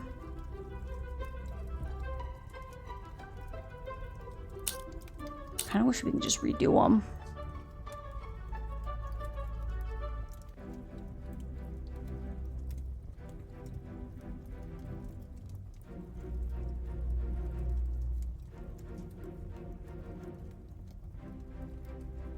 I don't know. Like, part of me wants to go 1, but I wonder if 1 won't really work on him. I remember him being like a really tough nut for us to crack.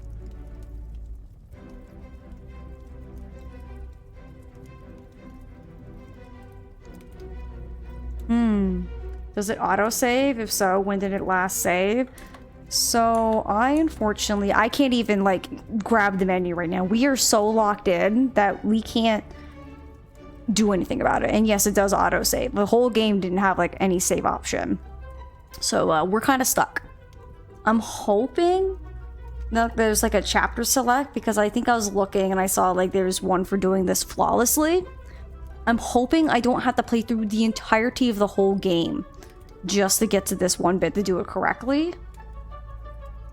I think that's kind of like the one downside I'm seeing to this game, is that, like, there's no way to just save and then just load whenever, like, I want. Oh.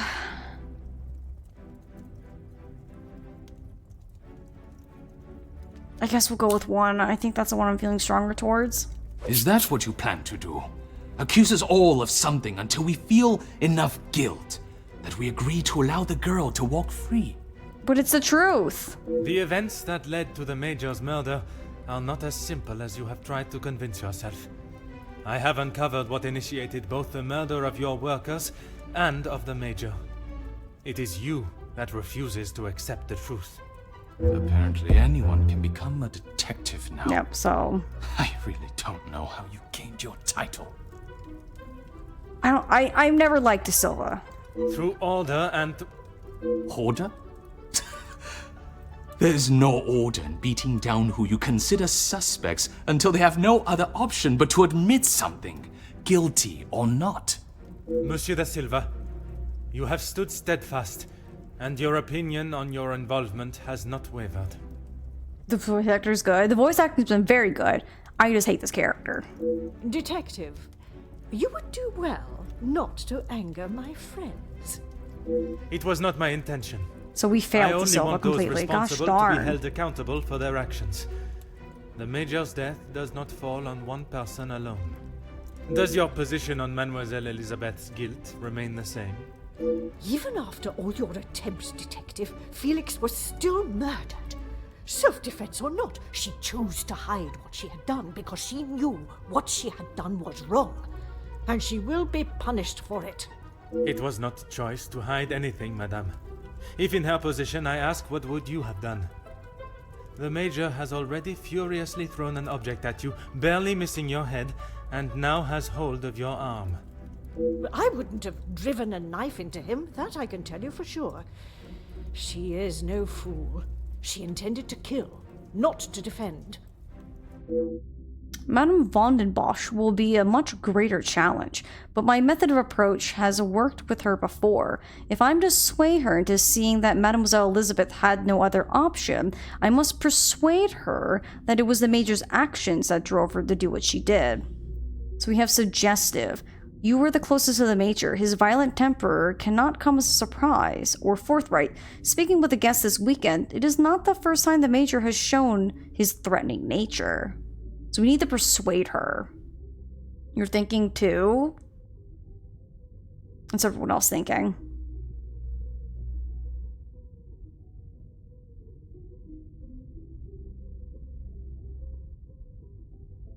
I think 2 might be a little bit more correct, just because instead of just saying that you were the closest of the major, I feel like if we say that there's more people, there's a little bit more like backup than just one person's opinion. Trying to remember what worked with her before. Well, every time we have these, there's always a different conversation. I don't like these suggestive or forthright. I feel like these could be very misleading. I think it comes down to kind of like what is being said and how a certain character is supposed to interpret it. But I think 2 sounds to be the most persuasive, that we're kind of saying that there's more people that agree that it's not the first time the major has been aggressive. So I think we're gonna go with 2. He was a passionate man. Sometimes conversations and arguments turned heated, yes. So, even you confirm he had a history of aggression. Correct. The major was dishonorably dismissed from the British Army. Are you aware why? He played a role of caring friend very well, but that is all it was, a performance. I think I want to go with 1 on this one. Because I think this has like some backing where it's like, you do realize that he was dismissed from the military. And dishonorably at that.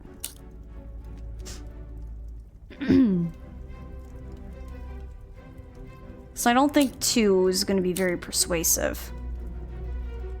Let's go for it. I'm sure that is none of my business. I feel like I'm not understanding Likewise, the reading on these. I don't understand this woman. I haven't understand like since we like Jackie. I feel like we got, but these is just like they're not going the way one would think. The major shot and killed a number of unarmed prisoners as they were bound and terrified, posing no threat. His actions are unforgivable and should not be defended by anyone. You judge him so harshly, but I return the question. What would you have done in his position? Not murder unarmed people? He had made mistakes. I will not deny that. In those moments when a decision had to be made, it fell to him, and he did what he saw fit. Doubtful. The major ordered the attack on unarmed workers. Surely you cannot condone that. And what of the mistreatment that you received from the major? You cannot justify that. Or making a poor decision once is a mistake. Making it twice is a choice. Oh my gosh. You're thinking 2?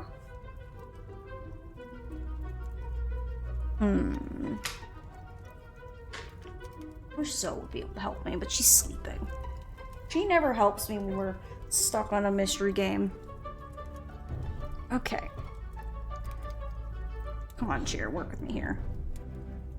Okay. 2 might work.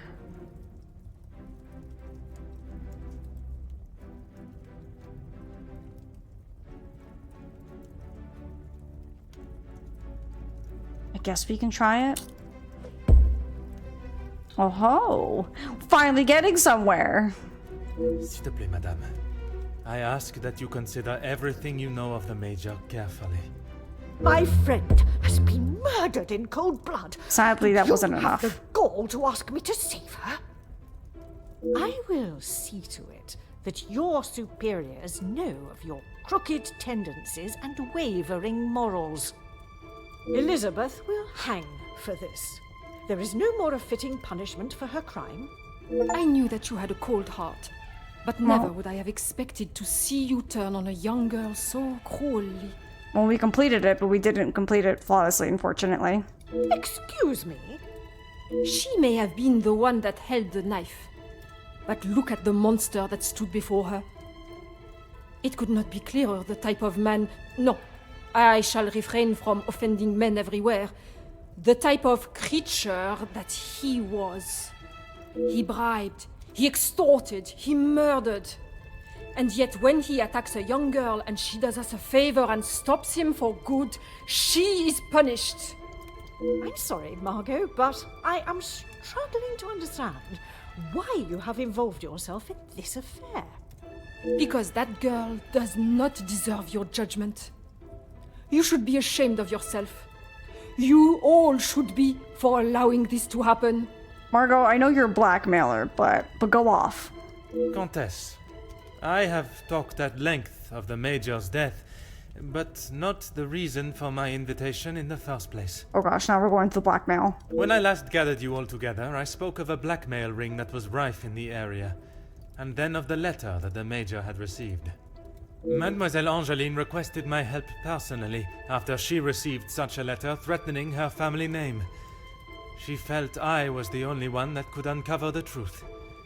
And uncover the truth I have. Get on with it, detective. Who dared try and extort my family and then have the gall to allow me to welcome them into my home? Wouldn't you like to know? If it was not for the honesty of a young servant, I would perhaps still be looking for the For goodness sake, it was me. Margot, how could you? To be fair, you deserve much worse, lady. While it looked as though the Countess was helping the young women at the shelter, she was in fact only finding them positions of employment in wealthy homes to gather information on them and learn secrets that she would ultimately be able to use against them. Monsieur da Silva fell victim to her network of moles and was in turn blackmailed. It was quite the prosperous setup you had, knowing that they would not be prepared to lose their social standing if a secret was to find its way from where it had been hidden for so long. That cannot be true, Margot. How could you do such a cruel thing? That is rich, coming from you. You are one of my oldest friends. High and mighty, Madame van den Bosch. You think you can do what you wish when you wish it and there will be no repercussions. You are as bad as all of them. If I do not get a straight answer out of you, I will march you to the police station myself. I'm surprised it took the Major this long to start living with you. He must have been on the edge for some time. How dare you speak to me like that? This is some sass going on right now. A home you share with the father of your daughter for so many years, and she still remains none the wiser. Well, she's not here, so she's also going to remain none the wiser unless someone tells her. You have no right. Maman, Angeline? Have you heard what she has admitted to? She is merely trying to make herself... is what she says true? Oh. Felix, he was my father? She did hear. Oh, the tea. That is the secret that the letter was talking about, isn't it? You told me that we had nothing to hide. Detective Poirot, were you aware of this? Oui, mademoiselle. But it was not my place to repeat. I don't understand. What about father? Your maman betrayed the love of a good, honest man and played away behind his back and then kept it hidden for all these years like a lady of the night with her client list. Dang. You will say no more. Angeline, I... Did Felix know? This is not an appropriate conversation. But I want to know. He knew, dear girl. He knew the whole time. He did. It is only dear Edwin that was blind to their deceit. You will not talk of him like that. You will not talk of him at all. If I don't, who will? You never deserved him. You don't even deserve the memory of him. Oh my gosh. Countess, there is something that you still have not explained. What more is there for her to say? How long were you in love with the Viscount? Oh. Oh, that's the ticket. Margot? Is that true? We were destined to be together. And then you turned up. And I was all but forgotten about. Oh my gosh. But you were nothing more than friends. And you made sure of that, didn't you? From the day you arrived, it was all about what you wanted and what you had to do to get it. You didn't consider Edwin at all. He was just a purse to you. I loved my husband. Did you though? And I miss him every day. Do you, though? Loved him enough to stray? Both of you, no more.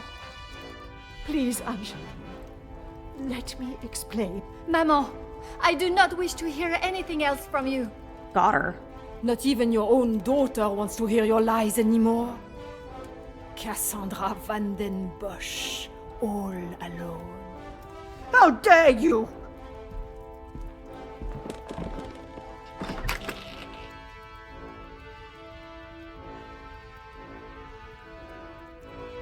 While I feel a sense of satisfaction and pride in solving both cases, there is still a part of me that is reluctant to revel in triumph. I am content with the unmasking of Comtesse de Vos as the blackmailer, and knowing that she will pay for her crimes. But it is the justice for Mademoiselle Elizabeth that worries me. We could have done better, She will but stand in a court of law, and I can only hope that they can see she acted in self-defense. I must trust that our legal system and justice will prevail, and a fair sentencing will sounds be like they given. need a defense lawyer. In protecting her own life, she took the life of another. Perhaps the guilt she must live with is a greater punishment than any sentence she can receive. Hmm. Oh. Comtesse de Vos was taken from Nemozinet House in cuffs and placed under arrest. Although she initially tried to plead her innocence, Inga, along with a number of other girls that the Comtesse had found employment for, came forward and made full statements. She was charged with 5 counts of blackmail and extortion and sent to a house of corrections, where she will have a new life to become accustomed to.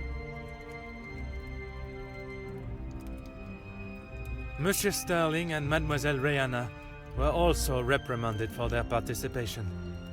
While they may not be facing time in prison, tampering with a crime scene and obstruction of a police investigation are certainly not something that houses and new employers will look positively on. Shouldn't have done it. Mademoiselle Angeline finally became Madame Demire, and together they took up residence in England, where Monsieur Demire continues to support and fight for Oh, look at fairness and them. equality in London. I am happy to say that we have remained in contact, and Madame Demire has become a regular correspondent of mine. And the Oh. latest joyous news is that they are expecting a child of their own. How cute! Good for them. After Madame Van den Bosch's secret was revealed to the world, her position in the social hierarchy was no more, disappearing in a moment. While she still resides in Belgium, I believe she has had to adapt to a far more modest way of life. Good, she deserves a it. humbling experience for her, I am sure. Madame Demire has not mentioned her maman in a single letter. After the discovery of her real father and how she had been lied to for so many years, I am not surprised if her departure from Belgium was somewhat an act of separation from her maman. Mademoiselle Conrad left Nemozinet House the same way she entered, confident in herself and audacious in her opinions. Her report of the Major's murder at the house and the surrounding blackmails became one of the most talked about stories of the year.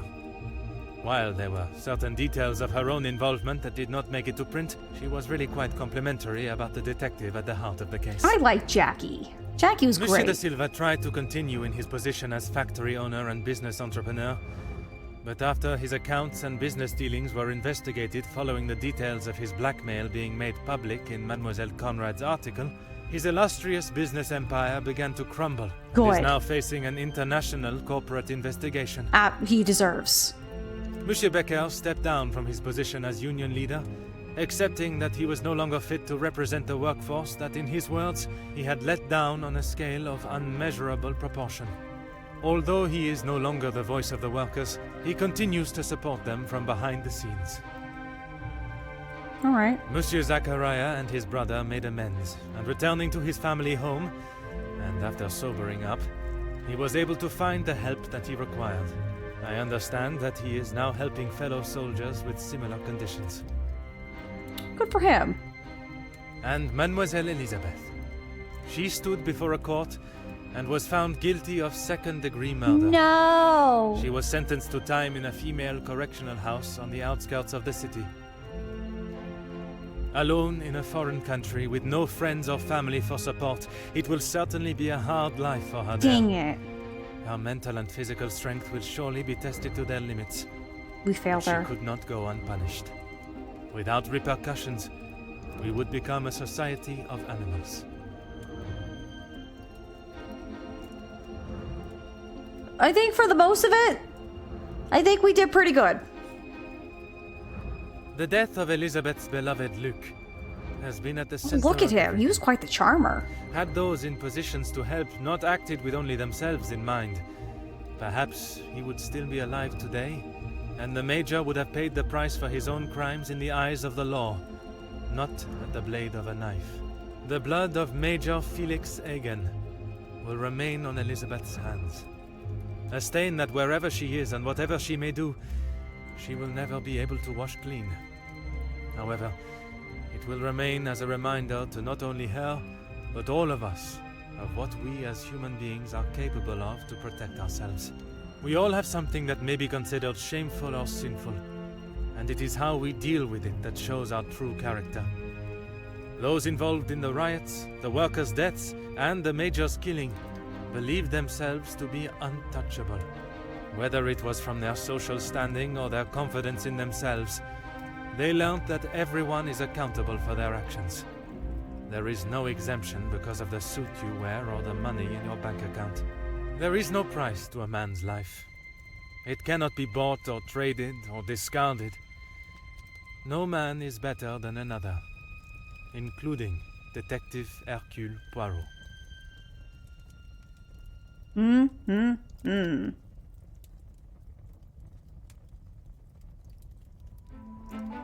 That was so good. Oh my goodness. Sad that we luckily, I think, did a good enough job that Elizabeth didn't just get straight up just hung in the gallows for, like, homicide, or I guess for cold-blooded murder or whatever. But we failed her to where we didn't convince everyone at the denouncement, where it might have gone a little bit differently, that maybe the courts would have seen that she did in self-defense and not thrown her in jail. I don't know if the ending cutscene changes with your decisions, but I think for the most part, I think we got a pretty good one. Those ones we messed up were really tough ones. They were, because it was hard to judge what these characters would like resonate with. I kind of hope there's a chapter select so I can just like replay it later to try to like get it correct. Gosh, but it was really good. I'm excited for the other ones. I'm curious on the other ones. I think what I'll do is I will look up if the other ones have like a certain order to play in, and if there isn't, I think over in the Discord we'll do a poll on what one we should play when I come back. Because we have 3 more, I think, or at least for what I have access to, because we have the London case, we have the ABC murders, and we also have Murder on the Orient Express. So we have a couple of those that we can still play. So, you know, I get it. I write too. My husband was what? Was what, Mila? Gobbled? That's very good. But how'd you guys like it? Let me know. I want to hear you guys' thoughts and opinions on it. Also, I have to say, 10 out of 10 for the acting. I don't know if it was just me, but some of the voice lines felt a little quiet. I probably could have boosted them a bit more, but I'm sure it was probably just me, my headphones. But honestly, I think all of the voice acting was phenomenal. It felt very, I think, on point for the characters. I really be curious to see what the game sounds like with the French actors, because obviously these characters should probably be speaking French. But for the English ones, I think they pronounced everything pretty immaculately. And a lot of the, not the rolling of the R's, but just a lot of the ways certain words that they pronounce, I think was really good. You really liked it? Me too. So you love this game? You should play some Hercule Poirot games. Well, I mean, all of these are the Hercule Poirot. We have, well, the ones that I mentioned, those 3, they're all Hercule Poirots. They're just, that's what the subtitles, where this one is the first cases. The 3 that I just named are also his games. Enjoyed the books I've read so far. I feel like they did a good job representing him. I feel like if they didn't represent it well, I feel like these games probably wouldn't have been too many made. So I'm glad that they did well from the book to games. And honestly, I think it's kind of the same with Nancy. But obviously, from what I heard, apparently, like, the Nancy books, some of them are, unfortunately, characters are really mean to Bess. And unfortunately, are very mean because I guess Bess is a little more heavyweight. But obviously, they took that out in games, but I'd probably be willing to read these books. If they read as well as these games played, I'd probably be really interested in these kind of mysteries.